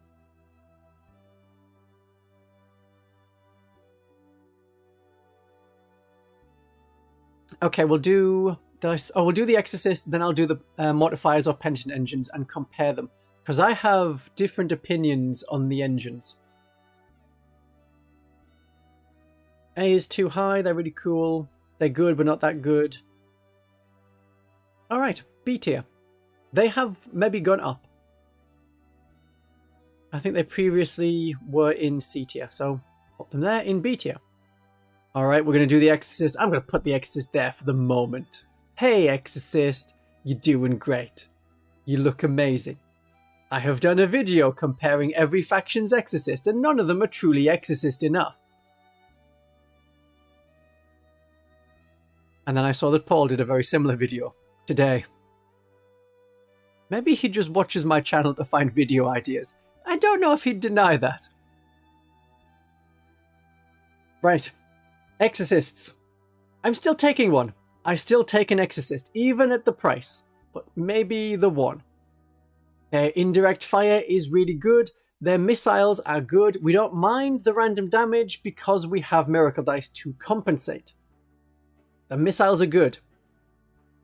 The cost of the Exorcist is within 15 points of the Triumph. I think I'm saying that. I've written that. Triumph of St. Catherine, 235 points. Exorcist, 210 points. Within 25 points. There we go. I added up better. The missiles are good. Indirect fire is good. I've tried the small conflagration missiles. They're sort of useful for trying to kill the enemy units they have sitting on their home objective. Units like cultists, like Sisters of Silence. As long as it's a unit that's not regenerating or sticking in the objective, like Chaos Cultists or Genestealer Cult Neophytes, then it's fine. But sending in Seraphim with Hand Flamers is much cheaper and more effective. And we have the Seraphim to do that. So let's stick with the Exorcist missile launcher. We don't generally struggle for killing infantry, so we don't need the conflagration missiles. It's a decent tank profile. In the Hallowed Martyrs, it's good, because if it gets damaged, you get +1 to hit. Hahaha, that's a good point, Wenbintan. It is a bad matchup against Games Workshop, because they really, really hate indirect fire this edition. It started off pretty good, and they were like, whoa, we need to stop this. Yeah, they had like loads of terrain on their tournament boards, and being able to say, I'm just going to pretend that isn't there. It was too much. So indirect fire, you always miss on a 1, 2, or 3. Because the Imperial Guard especially were able to add, we'll get -1 for indirect fire. Well, here's +1, another +1, and rerolling 1s. Great, I'm hitting on a 4+ rerolling 1s. No, hitting on a 3+, hitting on a 3+ rerolling 1s. It was stuff like that. And that was not intended for indirect fire weapons. The Army of Faith is pretty good for the Exorcist, because 2 of your miracle dice can be used to make sure the damage is good for the missiles. If you get enough miracle dice to have good miracle dice, which you should statistically, it doesn't always happen, but with the Army of Faith you can get a lot of miracle dice. Make the Exorcist 400 points, but give it 20 attacks. It's not awful. Yeah. I mean, aircraft are definitely worse, because they're weird and you have to do rules exploits. I've never liked aircraft. I don't think they've been good in any edition, for rules points of view. Some guard stuff can even hit on a 2+ with indirect. I believe it. Yes, it was very unpleasant. So 1 to 3 always misses for indirect fire now, which was bad for our Exorcist. In the index we had heavy, so we could get +1 to hit. Doesn't matter. Indirect fire is -1. We're hitting on a 3+, -1. Yeah, it's fine. It's fine. We hit on a 4+ instead. You can use command reroll to reroll the number of shots you get from the Exorcist missile launcher. That is one of the lesser known things for command reroll. It's not just there for charges and rerolling occasional saves, but it's mainly there for charges and rerolling the occasional save. Everyone forgets also that the Exorcist can make Deadly Demise happen on a 5+ instead of a 6+. It doesn't really come up, but it might. Sadly, for the way it is and the points it is and the stuff that's happening now with Games Workshop's dislike of indirect fire and too many points, it's a B tier unit. I'm still taking one, but I'm not allowed to be happy about it, even though I'm happy about the Exorcist. Right, I said the engines next. Engines. Penitent engines. Or the Mortifier. Okay, I'll do the Mortifier first. Mortifier. Right. We know that they're best in the Penitent host because they have the Penitent keyword. They're a bit cheaper than the Penitent engine. They're a bit tougher for objective holding. Not many of our units really hold objectives. 2 Mortifiers can have a go. We're toughness 6, so that means that a lot of small arms don't hurt us. We can have a 3+ save on one of the models. You know, you can do 2 individual Mortifiers and run them onto the same objective. Both of them can have a 3+ save, and the enemy has to split fire if they're going to try and take them out. That's better than having them as 1 unit of 2. I don't think I really recommend 1 unit of 2. You could in the Penitent host, but I think you're alright. It's just then you get better use of stratagems. Things like advance and charge, which you can have in the Penitent host. That is Lash of Guilt, advance and charge on any Penitent unit, and Penitent engines auto roll a 6 for their advance. Which is not Mortifiers. Penitent engines and Mortifiers are not the same thing. You got a 3+ save, 6+ invulnerable save, toughness 6, 5 wounds, feel no pain 5+. It can be annoying for a lot of enemies to try and take you down. They have to put actual effort into it. So which one is better? Interesting one. Yeah, if you do Hallowed Martyrs and you have a unit of 2, you never get below half strength. Because as soon as you lose 1, you are at half strength. Therefore, you are not below half strength. 50% is not less than 50%. That's how it works. So you want them in units of 1 in Hallowed Martyrs. You lose 1 wound. Great. You are below starting strength. You get +1 to hit. If you take 3 wounds, you're now also below starting strength because as a unit of 1, you calculate your starting strength based on the number of wounds you have. If you started the game as a unit of 2, it's the number of models in the unit. The Mortifier has Fight on Death, so if enemies want to take an objective, you get to slap at them. So they have to actually put something useful onto that objective, something that could take down a Mortifier and then isn't going to die from the swingback. Which means they have a valuable unit there that's just killed a Mortifier and is now ripe for counterattack from our other units, like Seraphim with Inferno Pistols.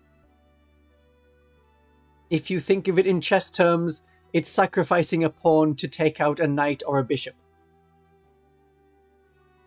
So they don't need the Penitent Host Fight on Death.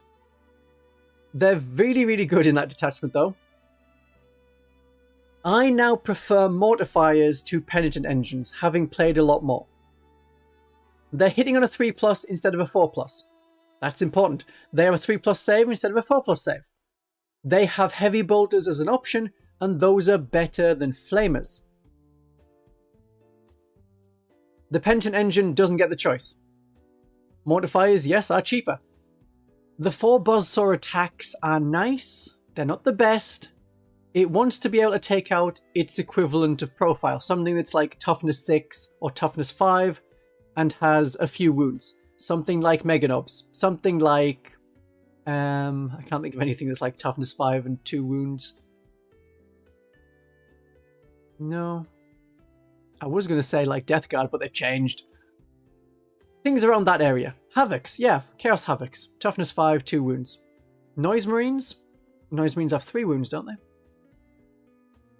I think Noise Marines have now gone to 3 wounds. That's something other people can check. But that's the kind of thing they want to hit. If they're hitting a unit of Intercessors, a unit of Chaos Legionaries, you're killing 2 of them and then they're going to kill you in turn. They kill Sentinels fairly well, yes. Anything that's like that. They're great for chasing down lone characters. They do alright. And they're pretty cheap. 70 points? Yeah, that's not bad. I think that's more survivable than 5 Sacrosancts by themselves, certainly. So I think they're either an A or B tier. I now prefer Mortifiers to Penitent Engines. I used to really love the Advance and Charge. In the Index, certainly. The Penitent Engines were better than the Mortifiers. Now I think the Mortifiers are better. Ah, Noise Marines are 2 wounds. Only thing they have in common with Terminators is toughness 5. Right. I was thinking they were more like Chaos Chosen, where it's 3 wounds but a toughness 4. That would have made a bit more sense for like the elite unit. But okay. 2 wounds, toughness 5. That's a bit more killable than I was thinking. But I suppose they're putting them in line with Havocs. And it's weird that Havocs have toughness 5. There's a whole story behind that. It was in 9th edition, partway through 9th edition, they released a new Havoc kit. And they wanted to make it better than a regular Chaos Space Marine. So they said, okay, this unit has toughness 5 rather than toughness 4. At the time, all of the Chaos Space Marine units had 1 wound. This might have been in 8th edition rather than 9th edition. But it took a while for the Chaos Space Marine... I think it was still 9th edition. It took a while for the Chaos Space Marine Codex to come out. And when they came out, then it was like, oh yeah, now you get the same thing that regular Space Marines get. You get an extra wound. That was in 9th edition, because in 8th edition it was only the Primaris Marines that were 2 wounds. Yes. Be interesting to see a video on datasheet comparisons. Like Penitent Engines types. I think I'll just roll it into a Penitent detachment video. And I'll talk a lot more about the units there. That's going to be the best thing to do, yes. Someone will have to remind me of that at some point. I'm also going to recompare the Arco-flagellants to Repentia. Right, are we going to put the Mortifiers in A, B, or C tier? I am edging towards A tier because I'll happily use them in any detachment. If people are still thinking, this is a penitent unit for the penitent host, I don't want to see it anywhere else, then it's C tier. B tier would be, I think the penitent engines are better, but these are good choices. Or it's maybe 1 or 2 detachments you would have a Mortifier in. Then you could say, yeah, it's B tier. Otherwise, other units, non-penitent type units, not the penitent engine, but some other units are going to be better for holding. Rarely taken. Let's think. Tournament lists.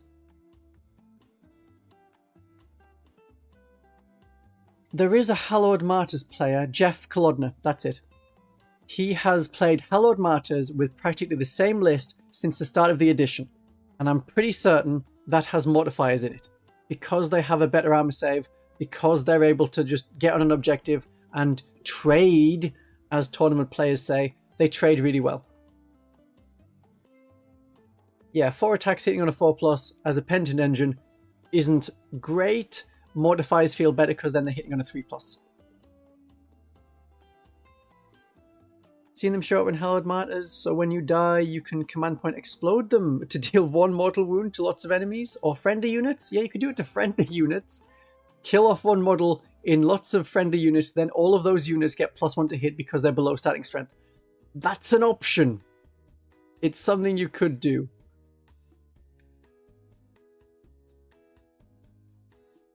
The thing with Advance and Charge, yes, it makes a good missile. It's how much damage you can do once you get there. That's the problem. And it's 4 attacks. They're strength 10 attacks, they're 2 damage attacks, AP -3. But it's only 4 attacks. You're relying on your sustained hits to work. Right, so the Mortifiers are going to go in A tier. So, Penitent Engines. They do die a bit easier. They do rush in well. You need to learn where to aim them. The flanks are usually better. Having them in units of 1, another advantage of units of 1, each one of them that dies gives you a miracle dice. We get miracle dice per unit that dies, so have them in units of 1. That's great potential. Hallowed Martyrs bonus works only if they're in units of 1. Don't have the flails because the flails are anti-infantry, well, not anti-infantry keyword, but good at killing infantry. Our army does that generally pretty well, and the flails are very much like Arco-flagellants. If you wanted the flails, I recommend Arco-flagellants instead. I would have the Buzzblades. Yeah, the Mortifiers are not rushing in and kill stuff. They're a really good tactical unit. The Penitent Engines can inconvenience tanks, monsters, especially like tanks that can't kill them in combat, like a tank-shaped thing that's got 3 attacks at strength 6 with no AP and is 1 damage. And then the tank is held up and may have to shoot the Penitent Engine to try and kill it, with -1 to hit because the big guns never tire. So if you can use them carefully on the flank, and you should be able to hit your chosen enemy because you have Advance and Charge. They are walkers, so they can still tank shock. But they're not as good when they tank shock. Because you roll a dice for every one of your points of toughness rather than your strength. So you're no longer rolling 10 dice for your Penitent Buzzblades, you're rolling 6 dice for your toughness. So you're getting 2 mortal wounds. So if you need to do 2 mortal wounds, maybe. Maybe. Yeah, you could chase down enemy characters. You got a bit of speed.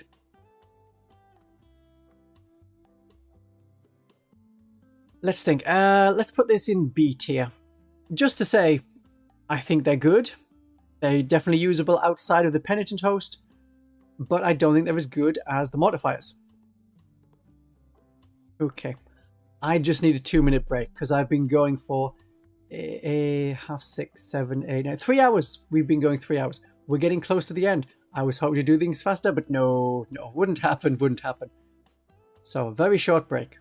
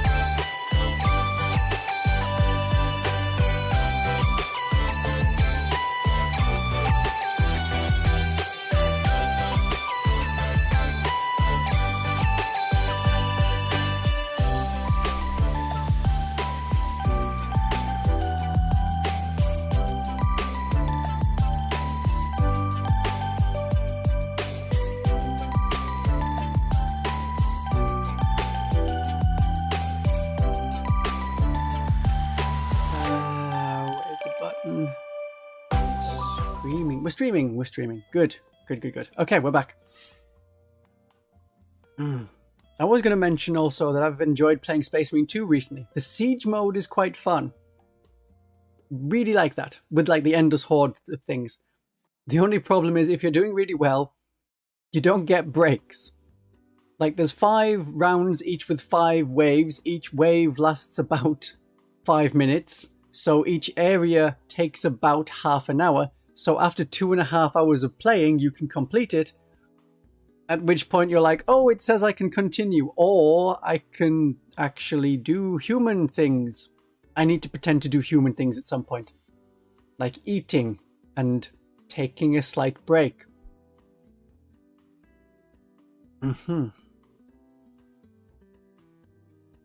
Yes.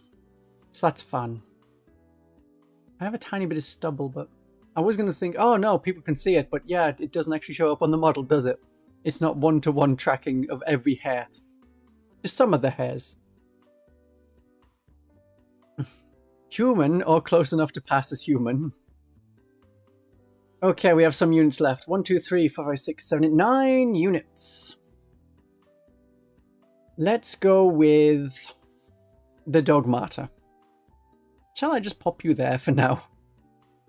That's probably where you're going to end up, Dogmata. Dogmata notes. Dogmata. Okay. The Dogmata does improve the leadership of a unit. Because your leadership is 1 higher. No, it doesn't. Hang on. The Dogmata doesn't have better leadership, do they?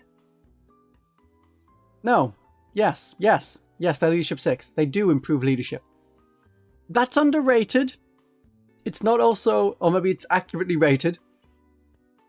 And a Dialogus is also leadership 6 and is cheaper and gives you better miracle dice. Okay. The Dialogus could have a place in the Champions of Faith detachment if you included her keyword in the whole righteous thing. And it would be like the Biosanctic Brood Surge Biophagus. You attach your Dogmata to a unit, that unit gets to have the bonus weapon skill and the bonus weapon skill and blister skill. The things that you otherwise get from the Battle Sisters, the Paragon Warsuits, and the Sacrosancts. That'd be nice. That would have been nice. The only tactic I've been able to think of is in the Army of Faith, you can have the Divine Aspect for 5 points, which means you pick an enemy unit within 12 inches. They have to take a Battle Shock test. If they fail it, you get a Miracle Dice, and they're Battle Shocked. The Dialogus has a 6-inch aura of worse leadership. -1 though, so you need to be within 6 inches. then the enemy is slightly more likely to fail their battle shock test, then you might get a miracle dice. Okay. Fair enough. And they're battle shocked, so that's something. Your units can be objective control 3. That's at the cost of almost half a Battle Sister squad. That is not a great conversion of ability to points. The combat enhancements that can go on the Dogmata could also go on the Palatine or the Canoness. The Dogmata is 1 strength higher than the Palatine's combat weapon, otherwise they're the same. No, they're not the same. The Palatine hits on a 2+, the Dogmata hits on a 3+.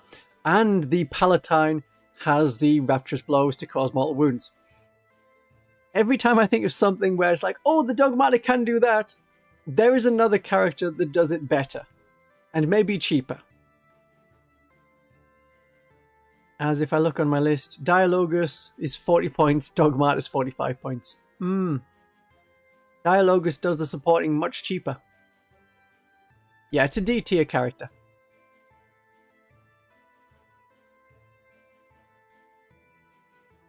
With all these A tier units, are Sisters at the top of the meta now?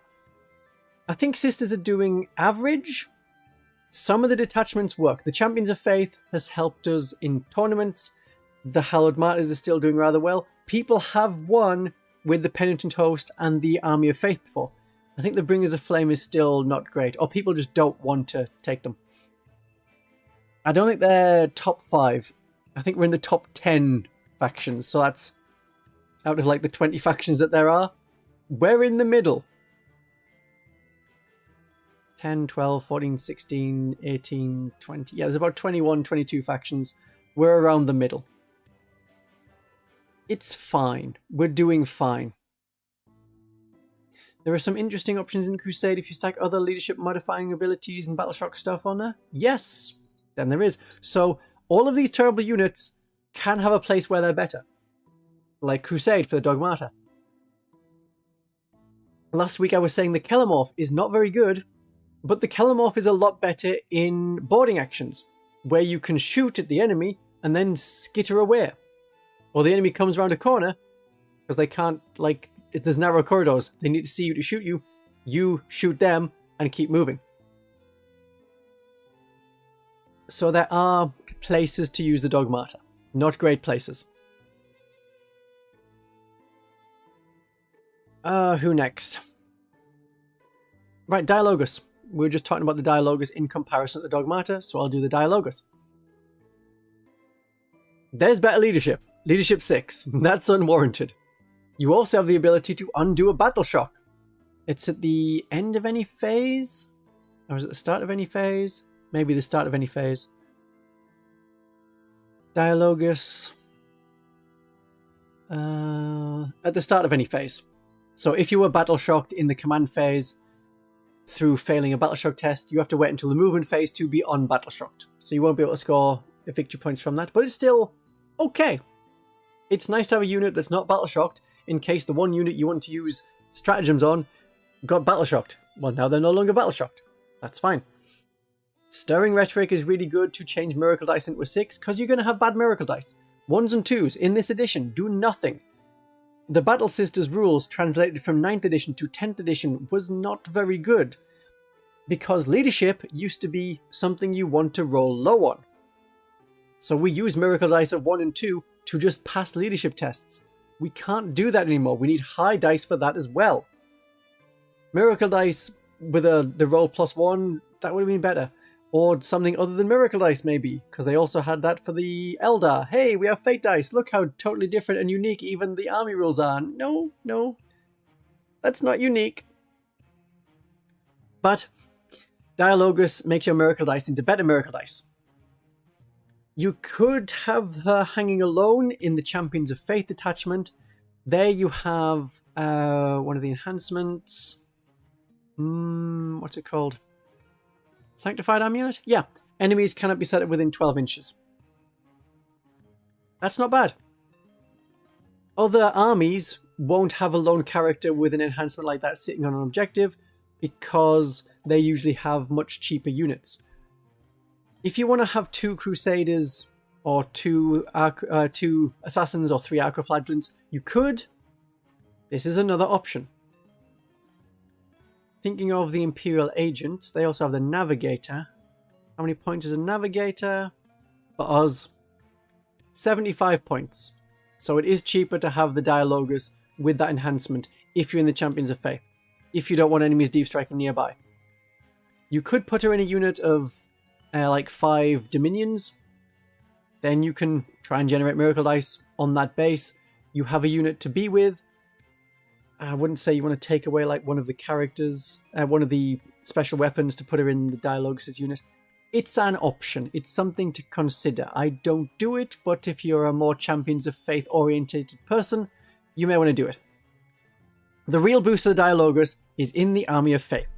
You attach them to a Battle Sister unit, the only unit that can have 2 characters. I keep saying this every time they come up because maybe then people will listen and maybe people will stop suggesting putting 2 characters in a Celestian Sacrosanct unit because you can't. Only Battle Sister squads. So you put a Dialogus in a Battle Sister squad. You put a Palatine in the Battle Sister squad. Then you use 2 Miracle Dice of like a 1 or a 2. Each time you do an Act of Faith, it becomes a 6 when you use the Dialogus. So you hit with your multi-melter. It is a 6, so that triggers the lethal hits of the Palatine, so it auto-wounds. AP -4 goes through most saves, and then you're straight into damage.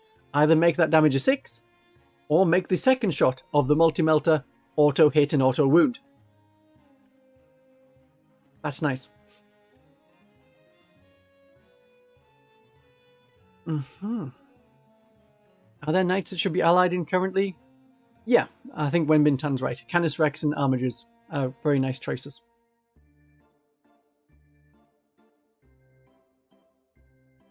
Okay, is the Dialogus A or B tier? The thing is, not many people take them outside of the Army of Faith, but they're just so good. They're so cheap. Of course, the issue is, if you want to add a character to a unit, you're probably not adding a Dialogus. Probably not. But you could. You absolutely could. 40-point upgrade to have 2 auto-hitting, auto-wounding things. It's so good in the Champions, in the Army of Faith. So good. B tier? I'm accepting B tier because that is one of the options I put in, but we've only had 6 votes. Can we get it to 10 votes to get a more representative amount of people? The voting is available on screen if people can just look up from their painting temporarily. And then click a button. Okay, we're happy with B tier. Very good. Thank you for the voting. Democracy is a participation thing. You can't passively enjoy democracy. Write to your MP about stuff. Do that. Or congressperson or parliamentary representative. However it works with you in your country. But write to them. If you write to them, they read the stuff. Enough about politics and influencing the means of the God Emperor. Maybe we should write to Games Workshop more. Thinking of that, should we write to Games Workshop more saying, give us Celestians with guns. Stop having the Exorcist cost so many points. Just like 5 easy things of like, fix this, fix this, fix this, fix this, fix this. These are the ways to do it. Then we'll be really happy. And then recommend the benefits of, we'll buy more stuff. Celestians with guns, it's right there. Just give it a mention, you know. Little email. Little email, doesn't take too long to write. I have done this before, where I said, hey, you could send an email to Games Workshop. Can't remember which video I did it in. But one of them, I think it was Legends. I was like, hey, can you explain Legends better? Here's a letter that I'm sending. Okay. But yeah, community action is something we can do. Join the Discord. It's linked in the description. And we can bother people at Games Workshop politely. My next units. There's the options. Arco-flagellants, Repressor, Rhino, Assassins, Crusaders, Canoness, or the Priest. Celestians with guns had guns. If you had a character with them, they shot better. It's on my list to remake a video about them. I just have another project I want to work on that I keep being distracted from, like this last week with 3 more things popping out of nowhere. I'm going to pick Crusaders. Do the Crusaders. Crusaders. Now, they went to Legends, but their profile got better. They got 2 wounds. Celestian Sacrosancts did not. Their profile improved. They're cheap. They have an invulnerable save. They're a good 2-model unit. They're also the cheapest bodyguard that can join the Triumph of St. Catherine. Any character that could join a Battle Sister squad could also join the Crusaders, so you can have the Triumph of St. Catherine with 2 little dudes just ablatively absorbing last cannon shots. Good choice. Yeah, they're really cheap. They just do things on objectives. They complete your gathering assets, that kind of secondary mission. It's really good for that sort of thing. I recommend them. So I'm going to put them straight into A tier. In contrast, mild contrast, Death Cult Assassins, they have lone operative, whereas the Crusaders don't. But Crusaders could be on the edge of a building, also on the ruin, also touching the objective marker. It depends on the setup you've got. Not everyone uses tournament terrain. That is not always a possible thing to do. But if it is something possible to do, that's why you send the Crusaders. Having the models there, doing actions, just being there really cheaply. Death Cult Assassins have lone operatives, so they can't be shot out in the open. They can infiltrate. They can stop enemy infiltrators. They're sort of cheaper than 5 Novitiates because you don't have to buy an Immolator. 55 points for 2 Death Cult Assassins. You get a Death Cult Assassin in the new kill team. The Sanctifiers kill team. I don't know whether they're going to be A or B tier because Aveline is a lone operative that's cheaper. And Crusaders and Arco-flagellants are also cheaper, as are, other really obvious objective completers. The Assassins can try and assassinate people. They have fight first, they have precision. That doesn't really do that much. Death Cult Assassins, 2 wounds, fast enough moving at movement 7. Reroll wound rolls against character units. That includes Canis Rex for 4 power sword attacks. Damage 1. I think they're going to be a B tier unit.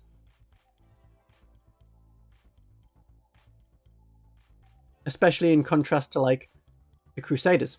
So we'll talk about the Arco-flagellants.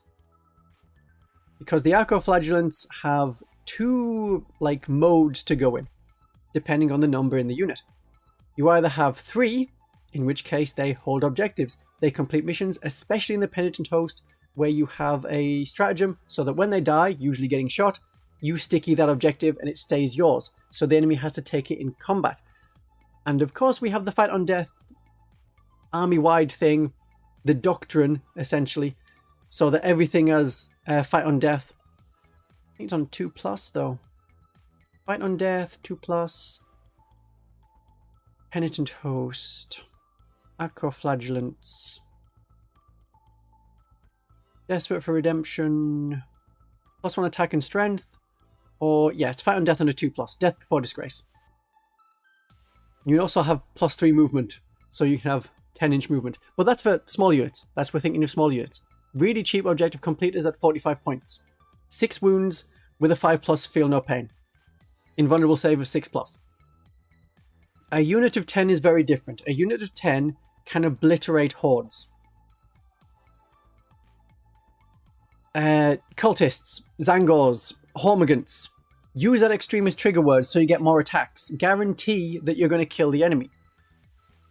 And if you fail your hazardous test on the Arco-flagellants, you can still survive, because that's 3 mortal wounds, and you still get feel no pains against mortal wounds. So that's 3 rolls on a 5. If you pass 2 of them, you only take 1 wound, and that means a 2-wound Arco-flagellant can stay alive. Repentia are the other unit, a good option. They can hit bigger targets, and with their AP -2, they do alright against hordes, especially with the reroll hits and wounds. There are sustained hits. Arco-flagellants are what we want for instantly taking out big hordes. And if I'm right about my tactics, and oh yeah, people are taking Death Guard and Imperial Knights, so everyone's taking big stuff. So what if we went Horde? Well, this would be the counter to the counter of the counter. That's maybe too many levels of chess to be thinking. I think they're a B tier unit unless you're like, ooh, actually, something else they can do.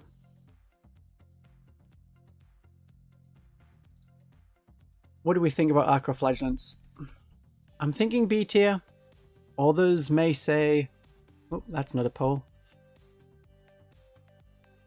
Yeah, guardsman hordes. Big squads of 20 guardsmen. Big squads of 20 neophytes. You need to take them out because Krieg can regenerate with their medipacks. Neophytes can regenerate with their cult icon. Arco-flagellants. Okay, I'll give you the options. A tier, B tier, C tier, and I've accidentally pressed too many options, so we're also getting the option of D tier. C tier would be, this works only in the Penitent Host. A tier is, I'm going to take them all the time, whether a unit of 3 or a unit of 10, doesn't matter. B tier would be, they're okay, there are other units that do it better, like a Canoness is 5 points more, as James says. They can walk around by themselves, they can complete primary and secondary missions. If they're going to get shot once per game, you can activate a 2+ invulnerable save. Just activating that will stop you getting shot. The enemy won't bother to shoot you if you have a 2+ invulnerable save.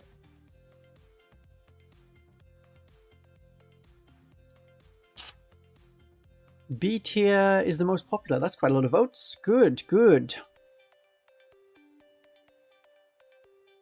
Alright, B tier it is. Very good. Up you go into B tier. Well, you've all been very good. Where is it? Membership gifting. Let's gift you some memberships. I have 5 gift memberships left for this month. Great. Let's make 5 people members. Then you get a little sticker next to your name.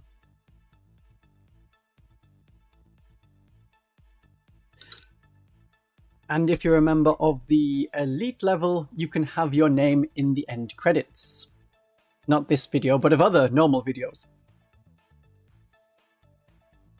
Yeah, unit of 3 Arco-flagellants can do other things. They can distract the enemy, they can get in the way, they can just stand there and die eventually. But you get a miracle dice when it happens. Very good. Minister and Priest. They can help the Arco-flagellants, 10 Arco-flagellants do a lot better. If you target the Arco-flagellants at the right enemy, you don't need the Priest. If you're in the Army of Faith, Arco-flagellants do rather well. You have a stratagem to have an extra point of armor penetration, you have a stratagem to get Lance. That is +1 to wound. That is why you don't need the Priest. The Priest is nice redundancy, so you always have it. But the Priest also works in the Penitent Host. Attaching a Priest to Battle Sisters makes them a penitent unit. Not every model is a penitent model, but you have a penitent unit. +1 to wound is good with the right combat unit. That can be Sacrosancts. No, you can't pick Sacrosancts. You cannot have them with Celestian Sacrosancts. You could have them with the Sanctifiers, that kill team of Ministorum people. Then you get sustained hits as well. But the Sanctifiers don't need that. They're a flamer unit. They do some shooting. They do some not dying with their person to bring back D3 models. Having the flamer on the priest is nice. Getting some cheap enhancements like Saint Example, 10 points in the Hallowed Martyrs, good choice. Once per game you can have bonus attacks and devastating wounds. I'm pretty sure that's still a priest ability. Priesty man. Priesty lady, mini Storm Priest. Yes, once per game, 3 extra strength, 3 extra attacks.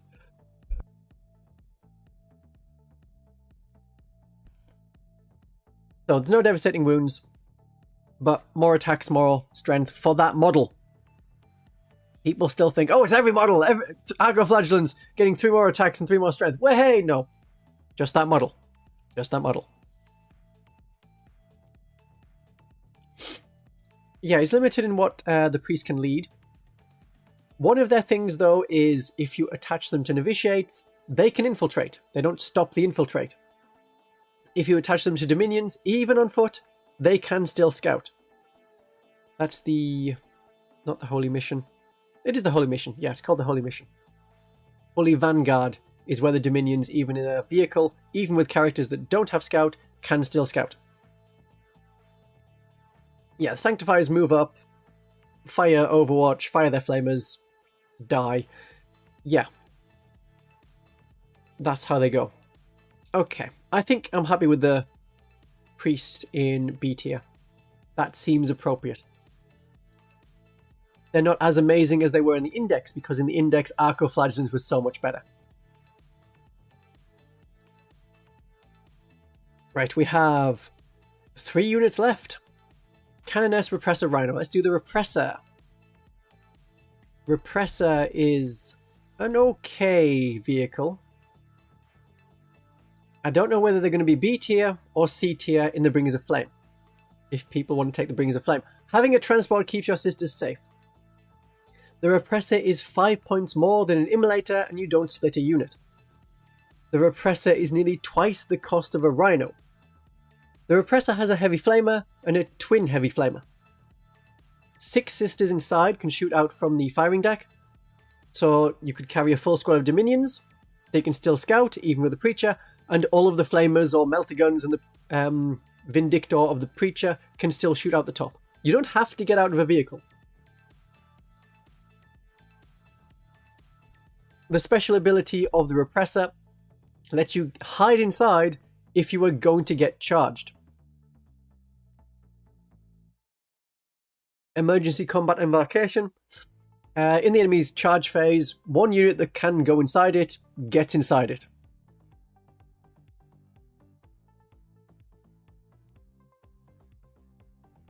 It's a few too many points, as are many units in Legends.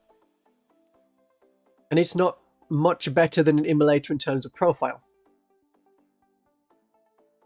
I think you're better served with a Rhino or an Immolator. I think it's going to be a C tier because it's a Bringers of Flame like unit. It's really good in Bringers of Flame. Have Battle Sisters inside.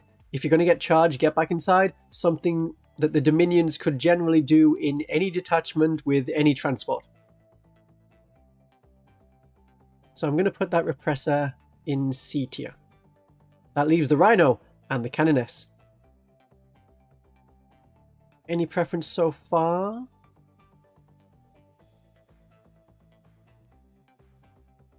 No, that's fine.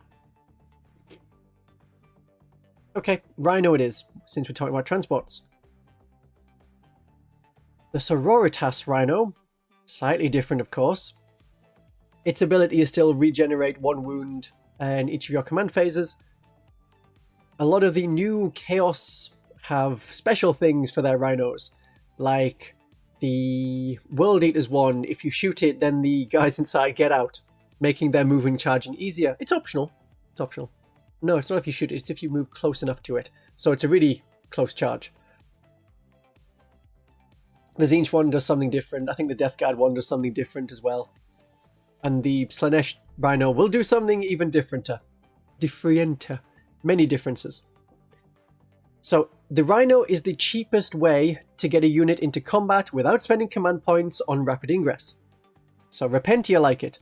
Retributors like it because of the firing deck. You can have more than 1 unit in a transport. You have the transport capacity of 12. You can fill that however you want. It could be lots of 3 Arco-flagellants. It could be Crusaders. You can drop these units off as you go to complete secondary missions. The Rhino is a unit, and in this edition, transports can complete secondary missions and hold objectives by sitting there on a primary mission. The Emperor's Children Rhino basically gets assault ramp. It could be that. That might also be one of their detachments. I'm not going to check the heresy. Whoever I'm fighting at the time will tell me what their Rhino actually does. I'll ask. The Tzeentch one actually has a firing deck again. Yeah, if the Stormbolter of the Rhino was a Artificer Stormbolter, so damage 2, it would be better. It gets your short-range guns into range and the Bringers of Flame. You do have to work a lot more around the vehicles of that detachment to have that detachment work now. Oh, right, it's advance and disembark, like the Tau Rocks. Yeah, that makes sense. It's fine, it's good, it's cheap, it's a Rhino. You know what Rhinos do. But is it as good as the Immolator? Well, it's a lot cheaper. I think it does something different to the Immolator. It transports more people. It has a firing deck. You're not splitting a unit, so if you're not splitting a unit, you want the Rhino.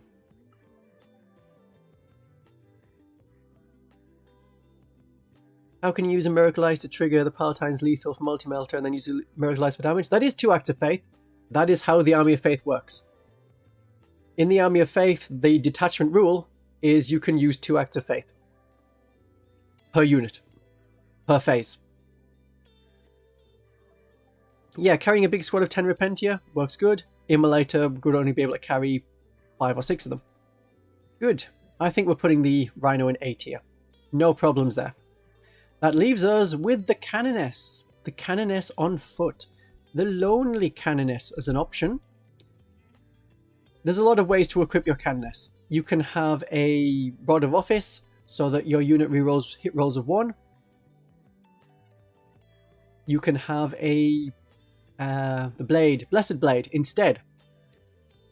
That's just good. It's lethal hits, decent damage. You make stratagems cheaper for your unit. That's the main thing. So that's fantastic in the Army of Faith and the Hallowed Martyrs. In the Hallowed Martyrs, she can resurrect herself if she dies.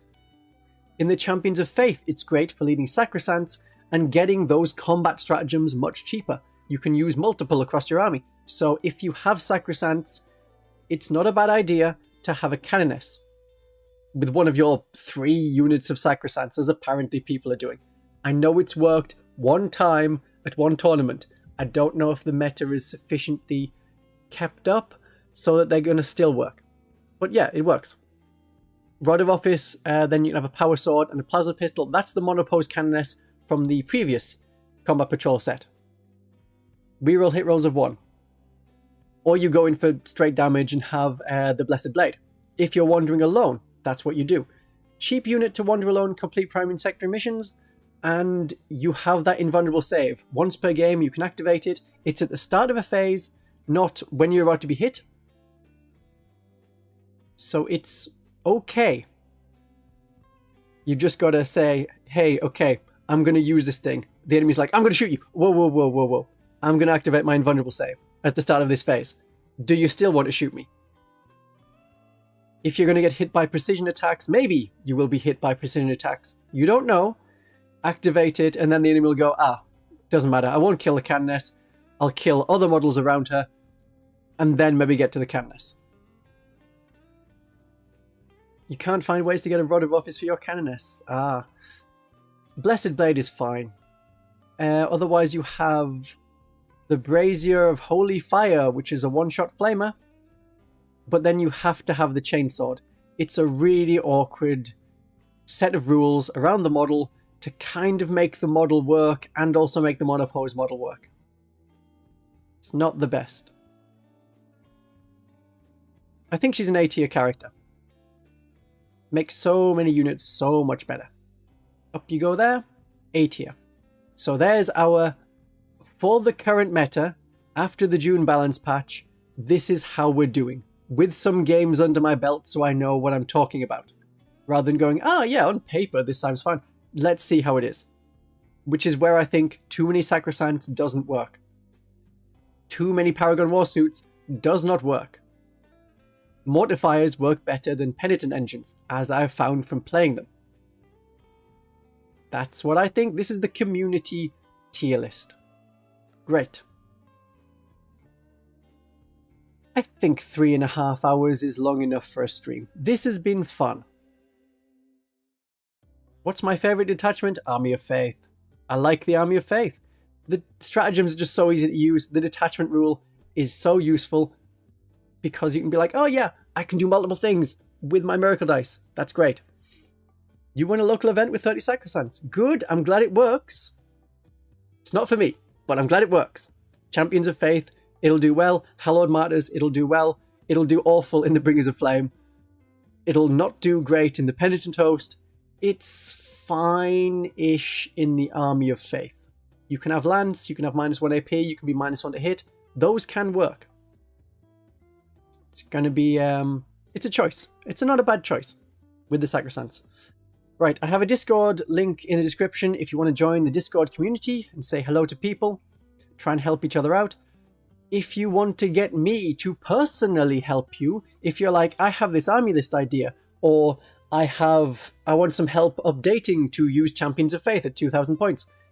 On my Ko-fi, there is the inner circle advice, and one-to-one, I will work with you for a while to make sure you can get that. Yeah.